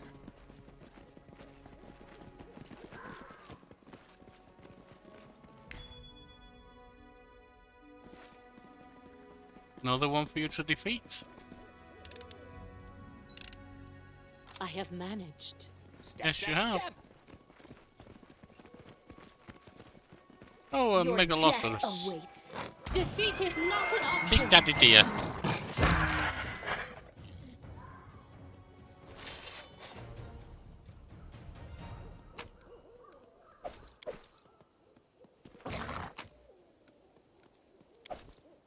Time.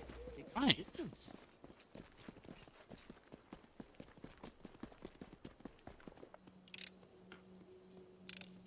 This task is beyond me. Monster, we knew you would. What are you not talking about? Me. Hold on. Just a little. No, is all of this blood mine? Never thought I had that. I wonder what lies beyond. Alright, this mistake we've made here He holds no more. is quite obvious.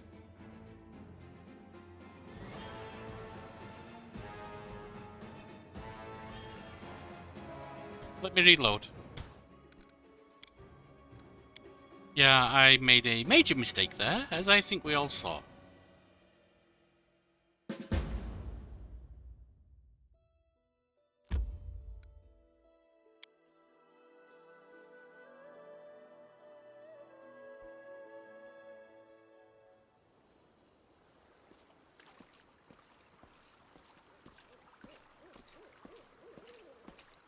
I mean, I didn't buff, but that's not really the mistake there. The mistake is not getting in at that damn... You cannot stand against me. Why, spy?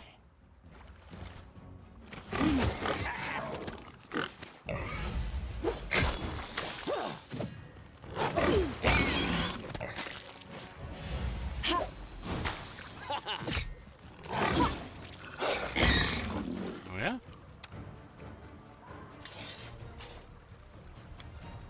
Tashani Savitu. Tashani Savitu.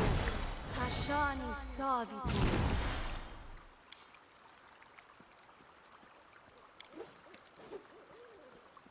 Aparane sentes amranda gratior.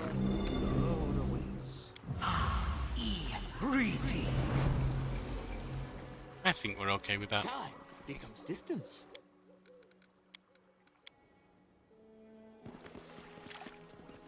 How curious.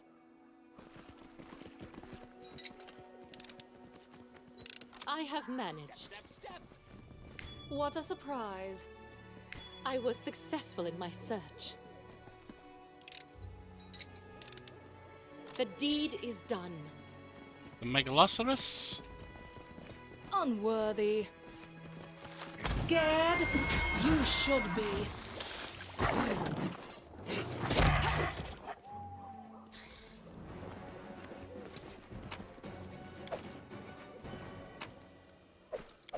What's in wait for me there, I wonder?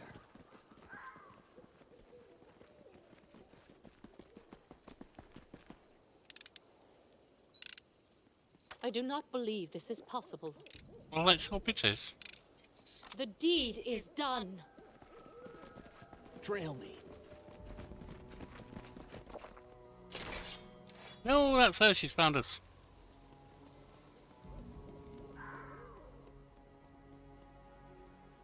Enemy near.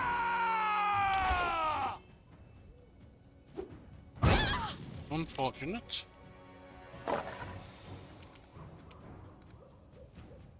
They are neutral good. So, protection from good, communal. Adayana.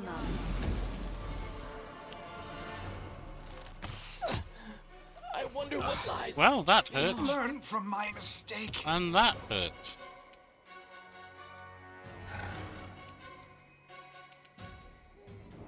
Your death awaits.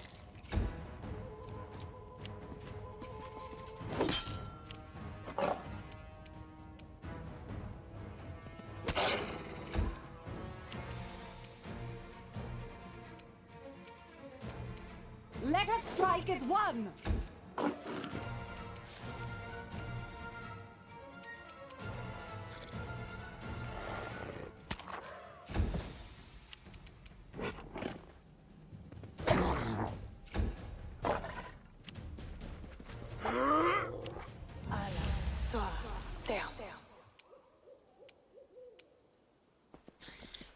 Rita. Aparane sentes.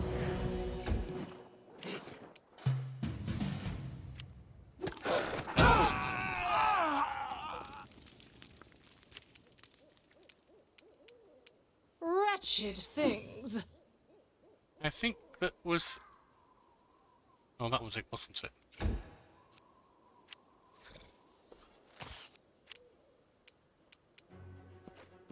Then... I'll loot your corpse.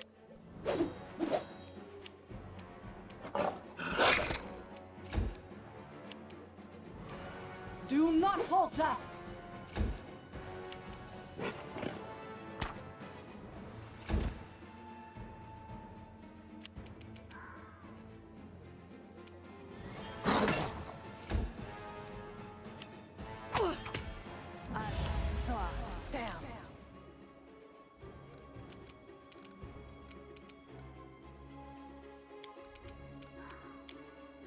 Magritium Turinos.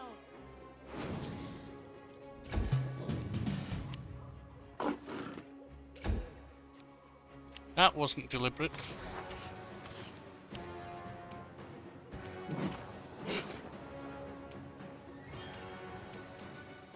Stab their backs.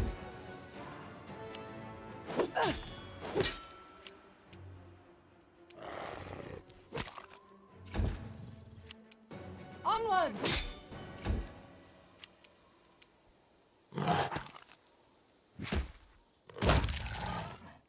And I think we can just let them go now.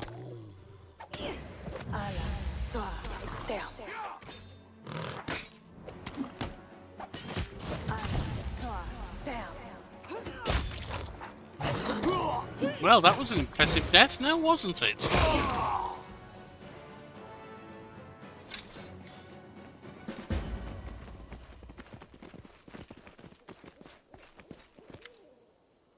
Jazel freezes in front of the dead elven girl. It's hard to read anything on the Inquisitor's face, but her posture suggests tension. The trembling force of a slightly stretched bowstring. What a lovely child, and she looks so like my Nautorella. After even death could not twist her beauty. Yeah, we'll have none of that in my lands. With a blank look on her eyes, Jaethal passes her hand above the girl's body. The feeling of repressive force, cold and painful, becomes nearly physical. A convulsion passes through the body of the dead girl. With a quiet moan turning to a cry, the corpse opens her eyes and raises. Jaethal looks at her in amazement as if she's... Animating to dead? I had no idea you could do that, and you can't in my land. I never knew this side of my power. Something has awakened in me, in the ability to share Urkatho's gift. What have you done to me? What is this? I saved you from oblivion. You and all your beauty, foolish girl. Now you bear Urkatho's gift, just as I. You are undead. You prefer the word used by uncomprehendingly narrow minds. No, it's better I follow my friends unto death than become this disgusting undead. Why did you attack us? The wide eyes of the elven girl are filled with confusion. We only meant to protect ourselves. The Wanderer warned us that this monster was chasing us.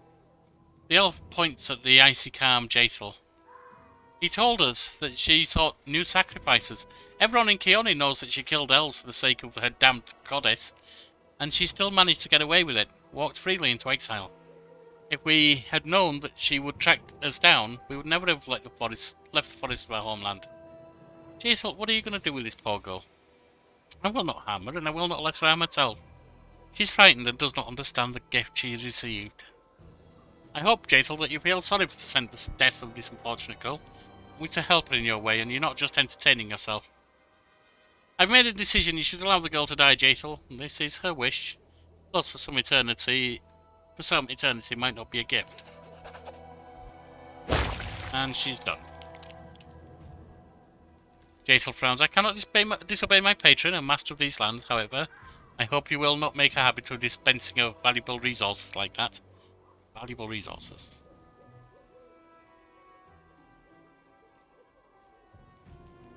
Valuable resources. I see. Did the merchant deceive us, or is the girl lying? So far it all points one thing, the half-blood lied to us. And he did not merely lie, it was he who killed me in the wastelands. He took the dagger and then planted it in his own shop. Can you really deceive both of us about these elves? Forcing us to shed innocent blood? He must be made to pay. You see now, we both have something to ask the Half-Blood about. This will be amusing. Let's hurry back to the capital.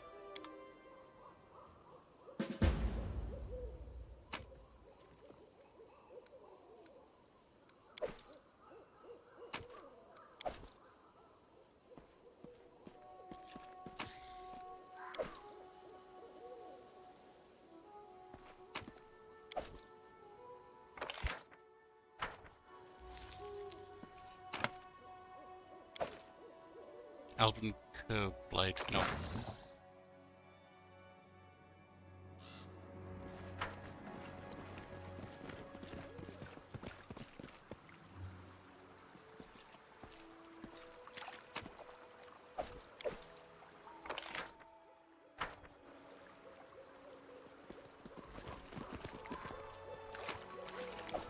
Another coin. And mushrooms. Magic mushrooms, memories they're destroying. Step, step, step.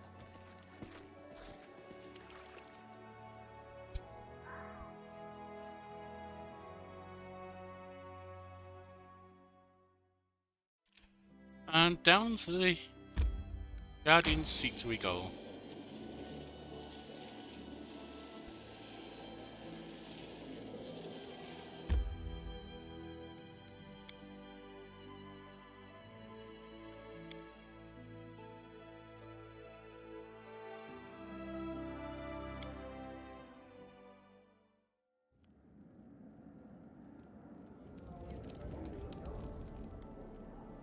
Time becomes distance. Quick rest.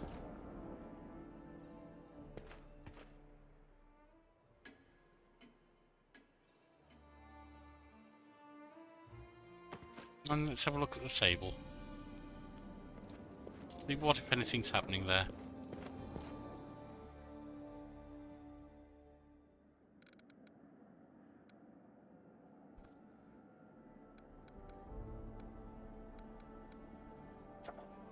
Ah, yes. Want to claim the Camelands.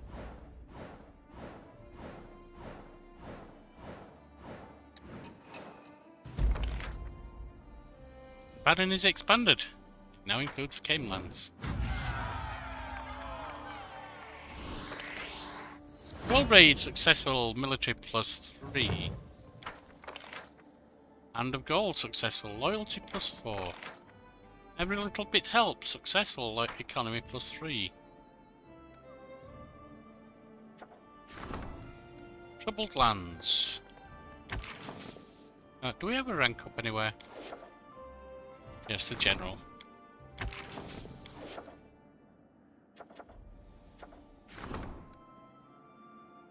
Let's look at difficulties first. It's in the throne room. Tragedy at the mine. You'll be lost. Local stone mine and a rock slide. Go sort it out, you'll be lost. Sign from above? No. Troll raids.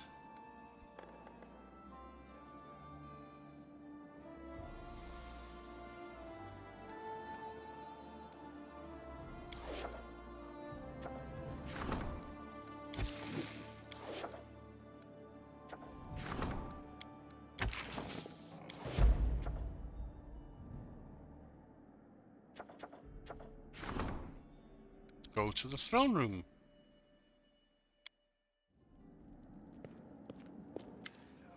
We received a letter from Brevoy concerning Oleg's trading post.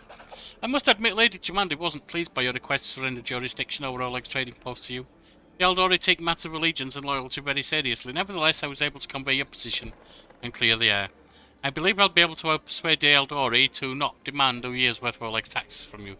However, repairing the road falls entirely to us. That's fair. Thank you, Castle. We'll repair the road. My pleasure, Your Grace. The new road will increase the trade with Restov, which should profit everyone involved.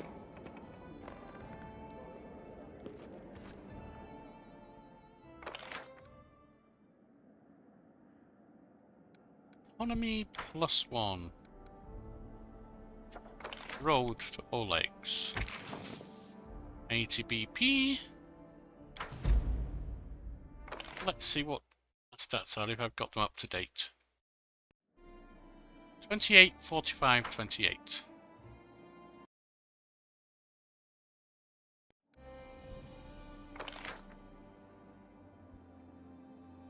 $28, 614. I am behind with a few.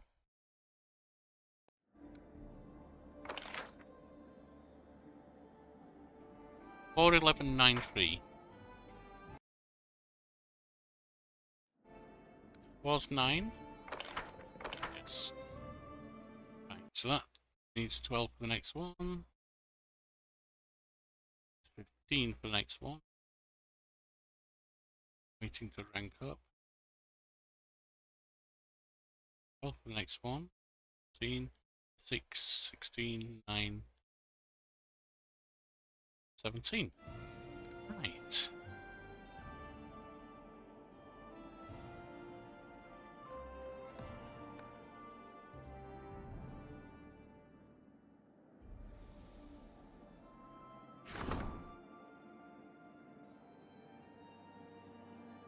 Right.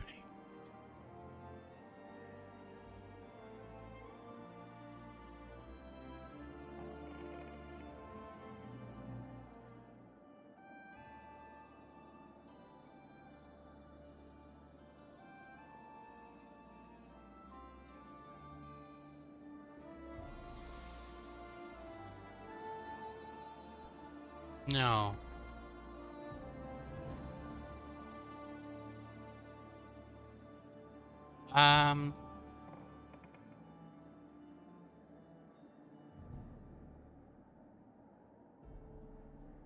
Simple.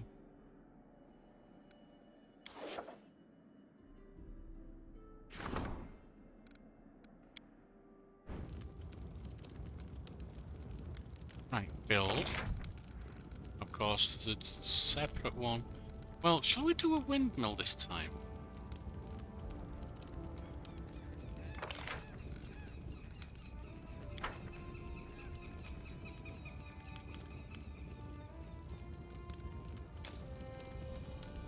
Wooden wall, of course. And in the middle we do a longhouse. Windmill gives community.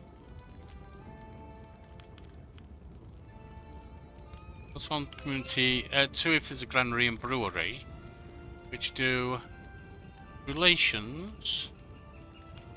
Could do with boosting anyway. Plus 1 to loyalty, and stability also increases from that, which could do with a boost. And that's granary. Community. Yes, that's what we're going to do this time. Windmill.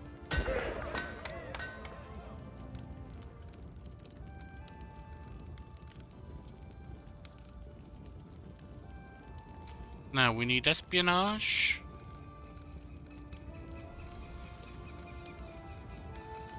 Which we actually don't really have.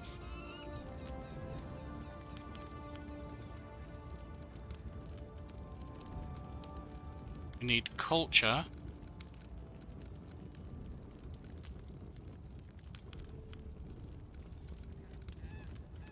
Stability, arcane, and relations.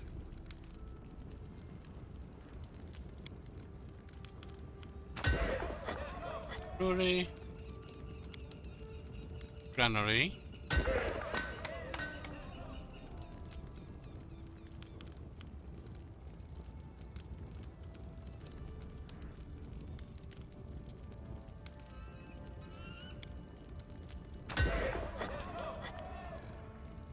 And that's a start made there.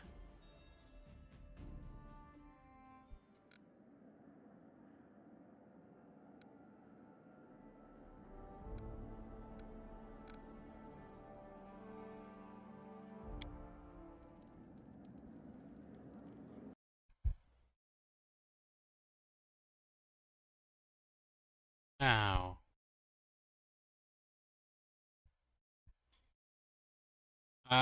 where are we? There we are.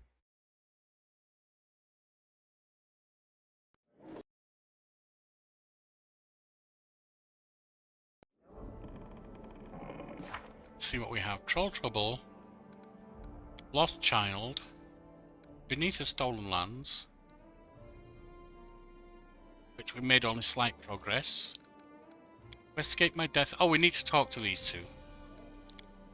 Ancient Formula. Still looking for the third book. Artisans of the Camelands. We need to go there. Right.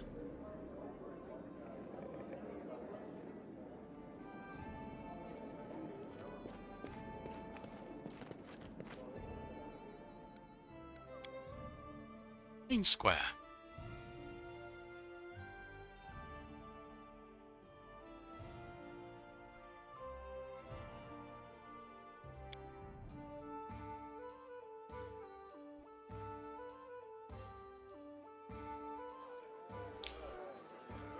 Valerie, how are you feeling?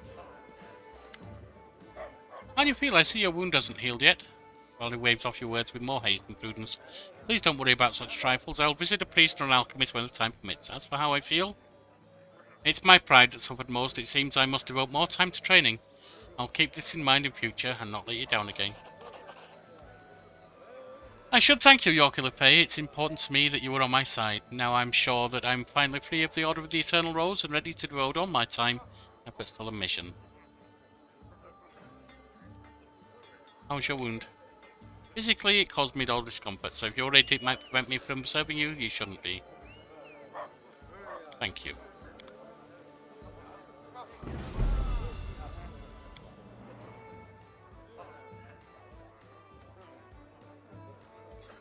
I was wondering if we'd see anything of what we've built down here, but I guess not.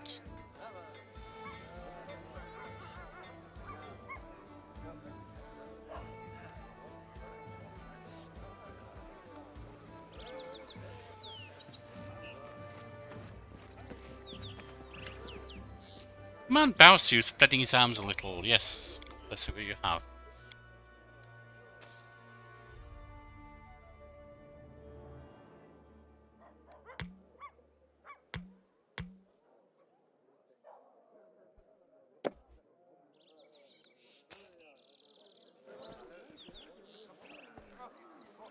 Step, step, step! Oh, I need to speak to Jaethal as well. 11 points.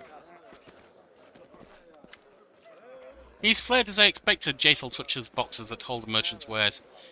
Her moves seem relaxed until you notice that her undead fingers are tense and bent like the claws of a predator. It's pointless, illogical.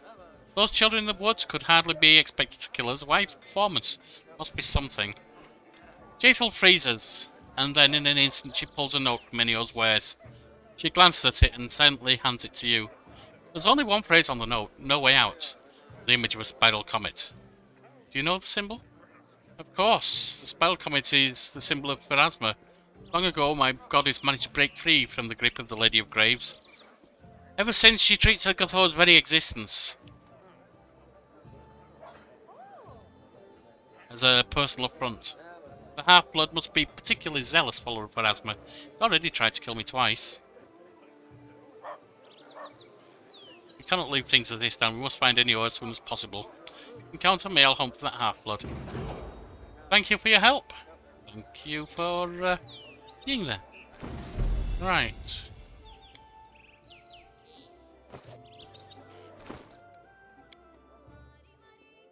Level 6 druid. And now we can take a wolf shape. We get Fey magic.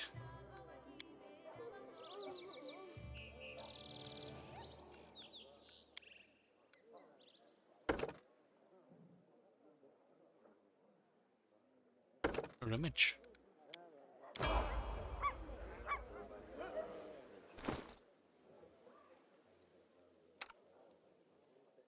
And you are at 1,888. So down to the Camelands.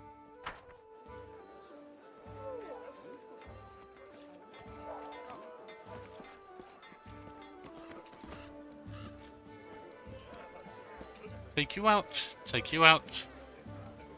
And bring my peeps back.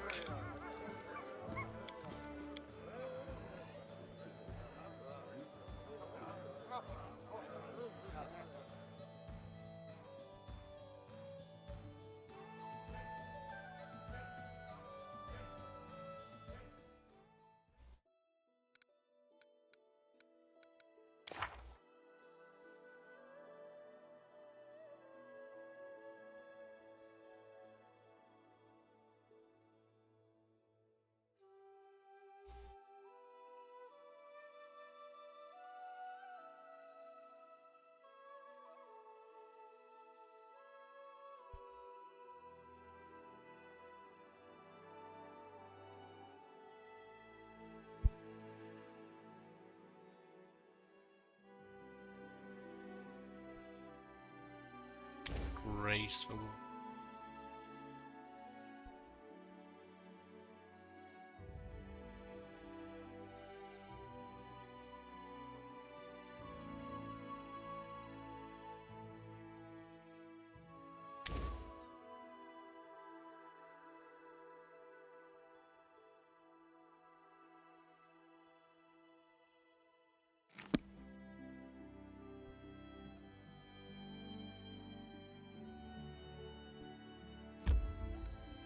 Nymphlum, right over here.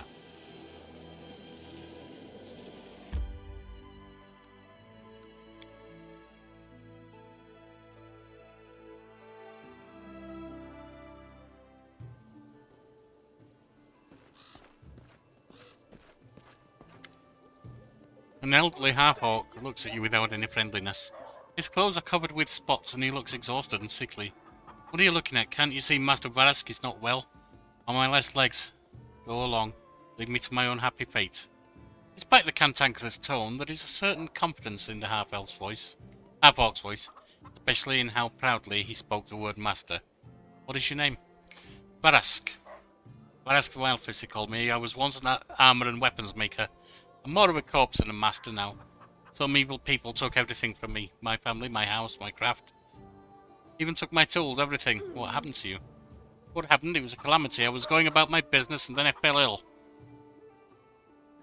Cut down by a fever. I've been burning up for 3 weeks. I thought I would die more than once. A local merchant saved me. A kind soul, damn him. He saved me, but not for free. He took everything I had as a payment. Even my precious work tools, last of my treasures. I'm useless like this. What good am I to anyone? But if I got my tools back, I'd be quite alright. Then let me go find them. Let me go find them. Here's a merchant. Will he do? Will. Like I say, I have a big tendency to forget to use these, so certainly the attack spells I'll get rid of. The others I might keep.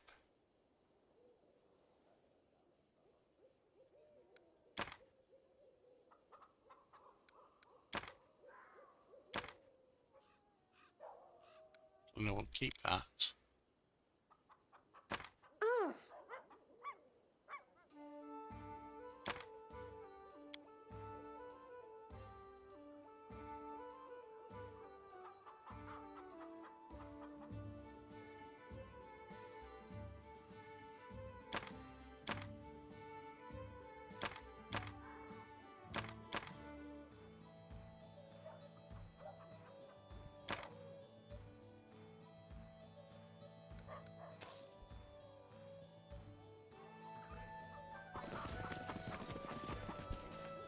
Here you go, Varask. Varask looks at you with eyes full of despair and clenches his huge fists. Old Varask is listening. What are we going to talk about? Here's your tools. The half-orc touches the tools tenderly as if he can't believe his eyes, and then clutches them as tightly as he can. Can I have them back, really? Thank you so much. Well, now I'll be alright. I'll have food on the table, I'll get rid of this damn fever, and do whatever I promised my children. And I'll keep my promise. Give me a place to set up a shop. I'll work hard to repay you. You want a shop? No problem. Asriel. A stunning elven lady turns to you. Her hair is immaculate and her eyes are deep water. Her beauty is like a bird of prey. She is also heavily armed. As she sees you, her superior air fades, leaving a charming smile on her face. How fortunate, your grace, allow me to introduce myself. I am Nazriel, the weaponsmith. I can craft the deadliest weapons mortals can make. I'd like to take the opportunity to pay my respects. As soon as I found out you were here, I dispatched one of my apprentices. But of course the bonehead failed his mission. Would you like to hear an offer that would be to our mutual benefit? What do you want? I hope to start serving you in exchange for your protection. You see, my creations are not to everyone's liking. In the lands where I come from, demand for artful blades is low. The heavier and cheaper ones are better for peasants. I had to swallow my pride and do such work merely to survive. I know that serving you will allow me to earn true recognition. I'm offering you a contract. You will provide me with a workplace and all necessary resources, and I shall fill your arsenal with perfect instruments of death. Sounds good. All you need to do? Yes. I'll make a deal with you. Let's go.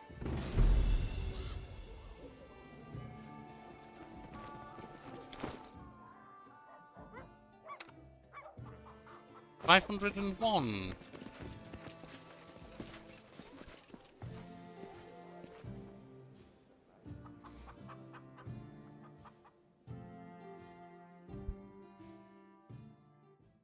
Let's take on this trail in the hills.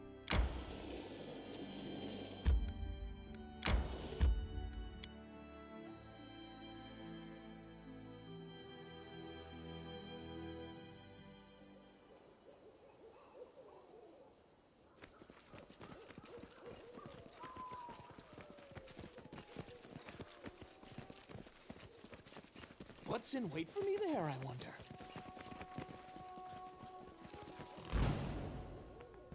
It's a mature leopard.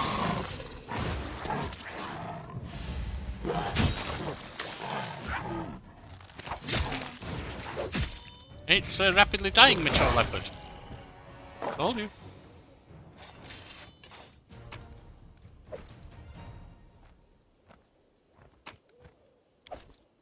Composite shortbow +1.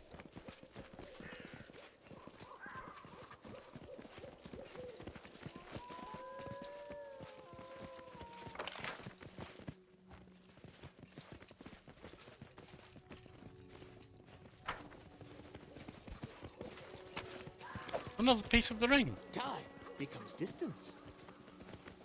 How many pieces do I have now? 1, 2, 3, 4, 5, 6.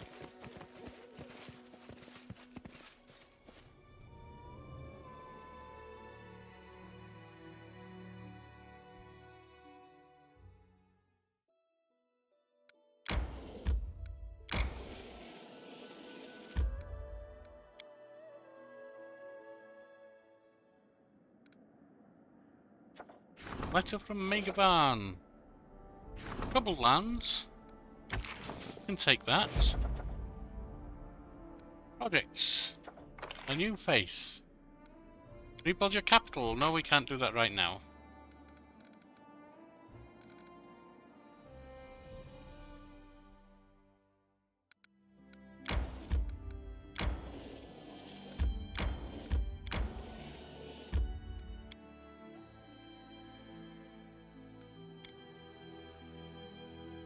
Throne room.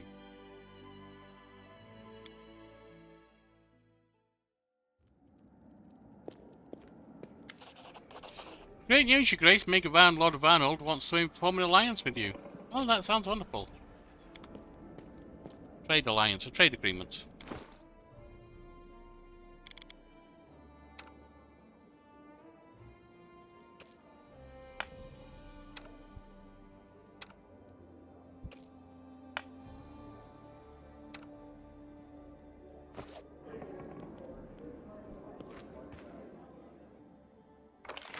See what we have here.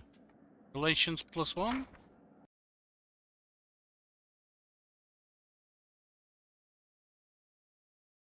There's 7 there.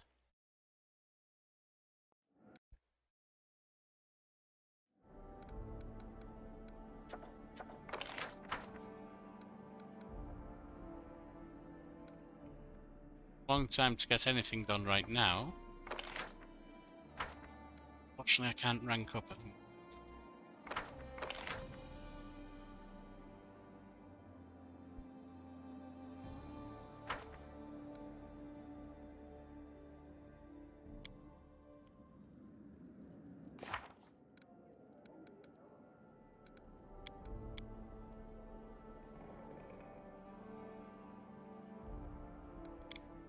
Meet an imp in burden chambers, all trouble.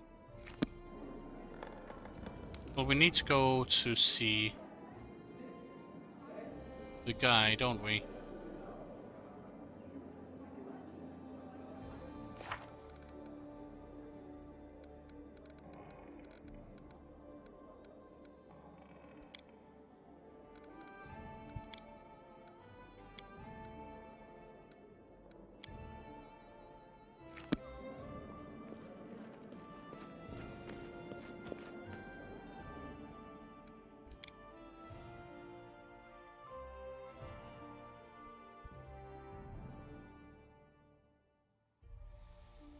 There is one spell I want to have.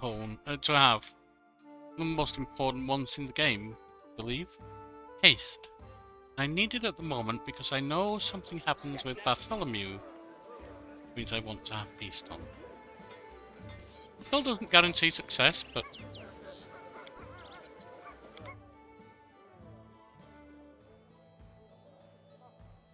should be name...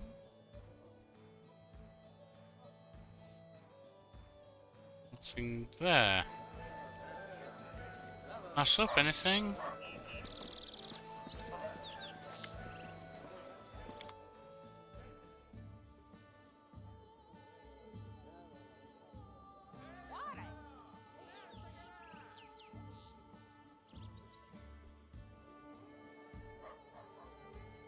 Roll of haste. Oh, I don't need that, and I don't think I'm going to be using that. We might do at some point, but we'll get another if we do. Don't need that. Don't need that.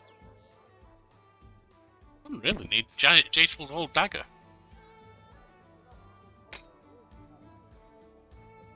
I can go with Jacel.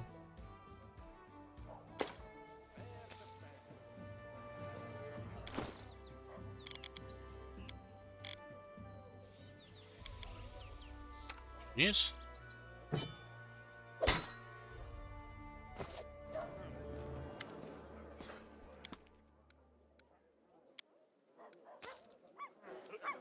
Right, now then.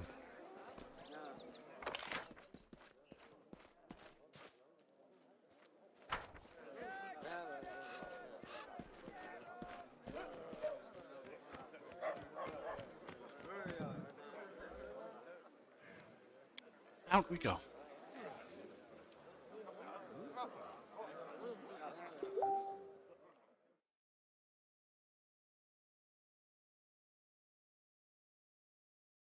I need to check. Nothing that I need to worry about right now.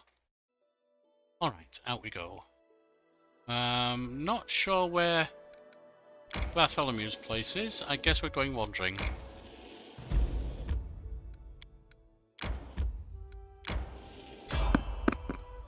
Someone on the road.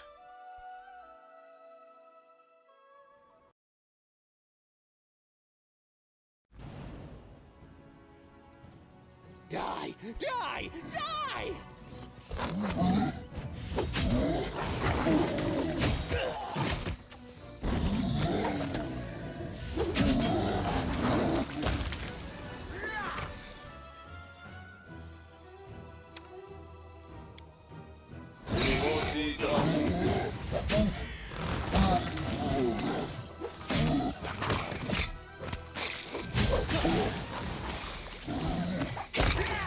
There we are. Troll's dead. An elderly half-elf stands before you. His sun-bleached hair reveal him as a seasoned traveller, and the confidence with which he holds his bow reveals him to be a seasoned warrior. And his cart full of various items, it's him a trader as well. Damn trolls. Almost died from the stink alone. The half-elf wipes the sweat from his brow. They almost had me. Since when are trolls not afraid of fire? Good thing I had a few flasks of acid. Well, actually, we did that. Thank you for your timely rescue, friends. Despite his confident gaze, his voice trembles slightly. A few more moments, and I would have... He frowns. Whoever rules this land gives little care to its safety. This nonsense again. I'm the barony of these lands. Your words are fair. I'll do what I can to make the roads safer. Oh, I beg your forgiveness, Your Grace. These trolls are a threat to everyone. They've attacked several villages, destroyed several bridges, and are scaring away caravans. Worse than bandits by far. If Your Grace is willing to resolve the matter, I know a mage living nearby. I visit him from time to time. Yes, yes, yes. Would you consider operating in my barony, by the way? Don't get me wrong, Your Grace, but I've lived in Brevoy, so my road always must take me there. The roads are unsafe. I would suggest you go no further than the capital. Wait until the roads are garrisoned properly. Still, there's still plenty of trade to be had. I must press on. Alright then, let's go. Good fortune.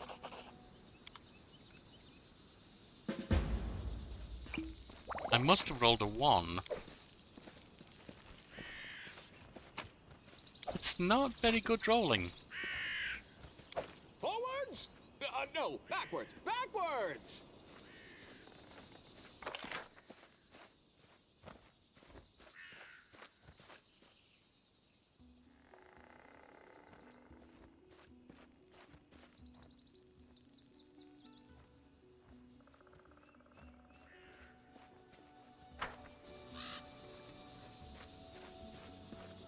What's in wait for me there, I wonder?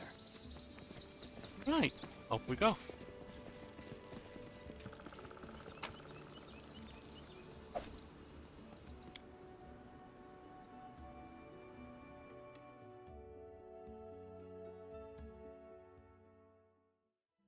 And there's the house. How are we doing, by the way? I'm not worried about that. I'm thinking about these. 265.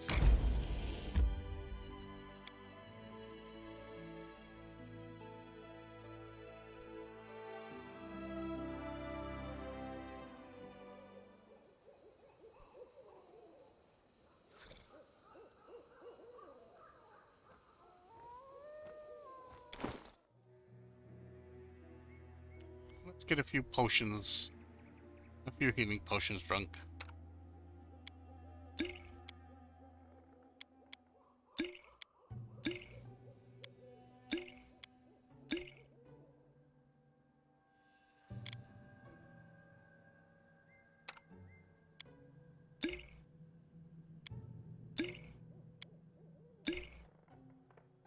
Now.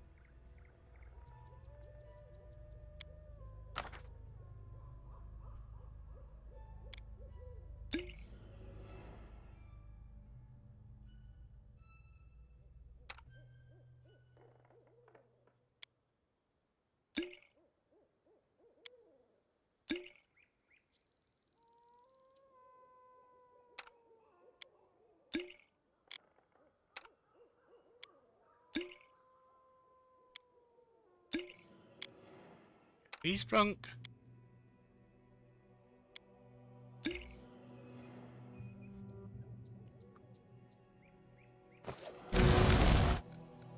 If that's enough for whatever battle comes up just now. So I'm pretty sure there will be something. Rolls! Roll to the wood.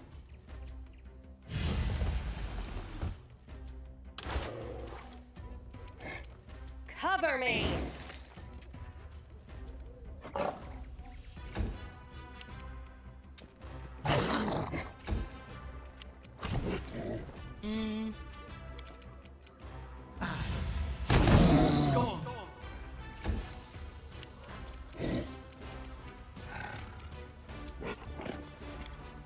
That's actually not useful to me. That could be. Unimosi travisi.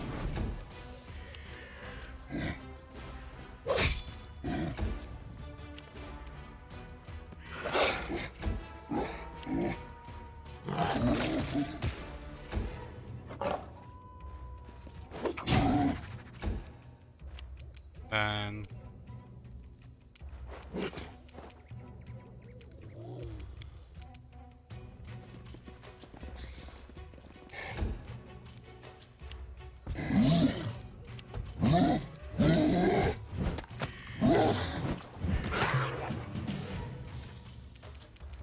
Your death awaits.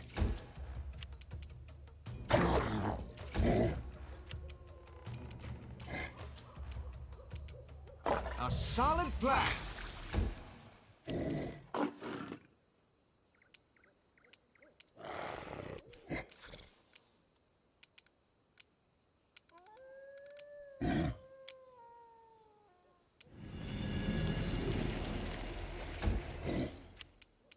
rocker.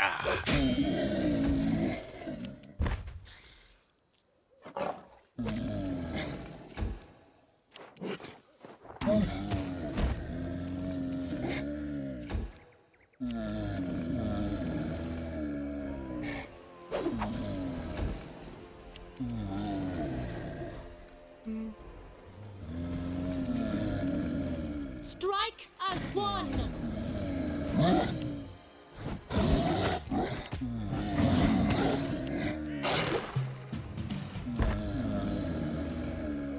Now you... No, not you.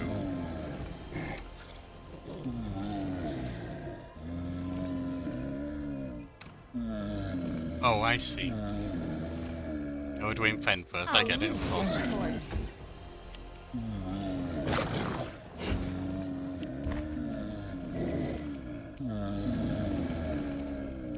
Right, and I think with them being down like that, we're fine.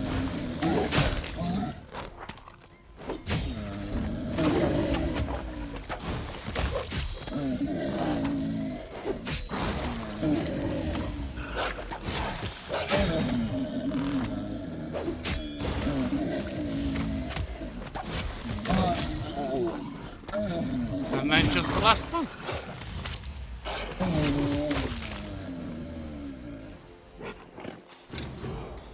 And it's the level up. Static.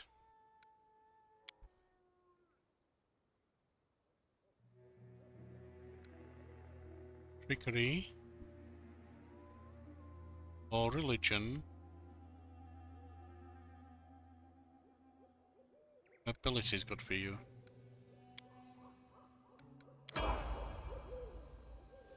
You, kineticist.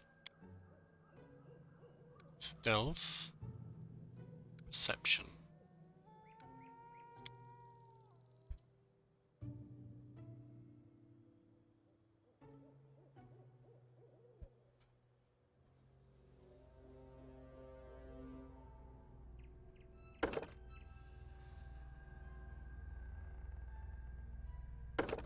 Kinetic restoration, I think.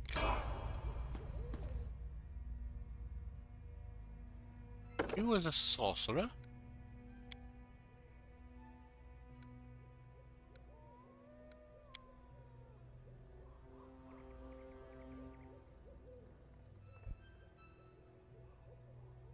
You need to have haste.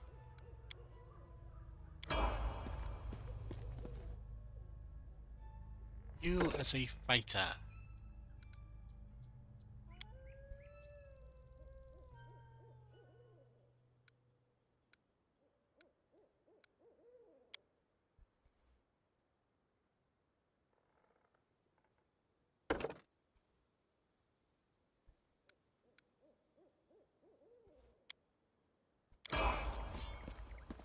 And you as a slayer. Extra d6 on your sneak attack.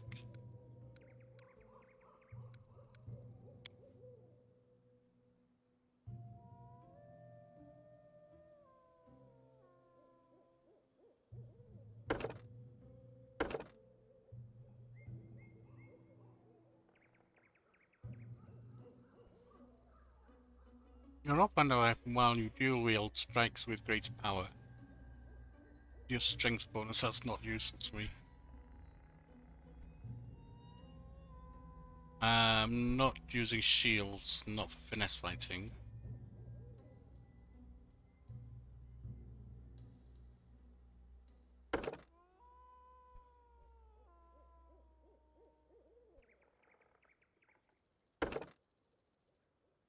Server, no.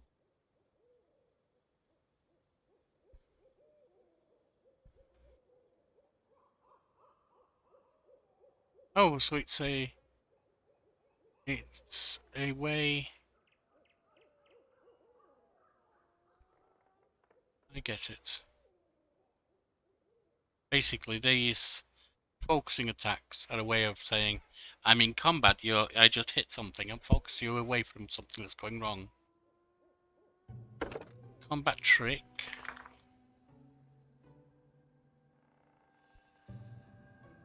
It's a -5 penalty though.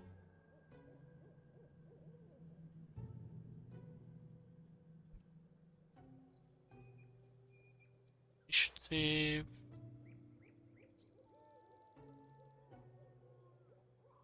It's nice strike. There we have it. And that, my friends, is where our walk for tonight will end. I've been Yorkie the Fair. You've been a fine audience, and this has been Pathfinder Kingmaker. Join me next time. For now, farewell.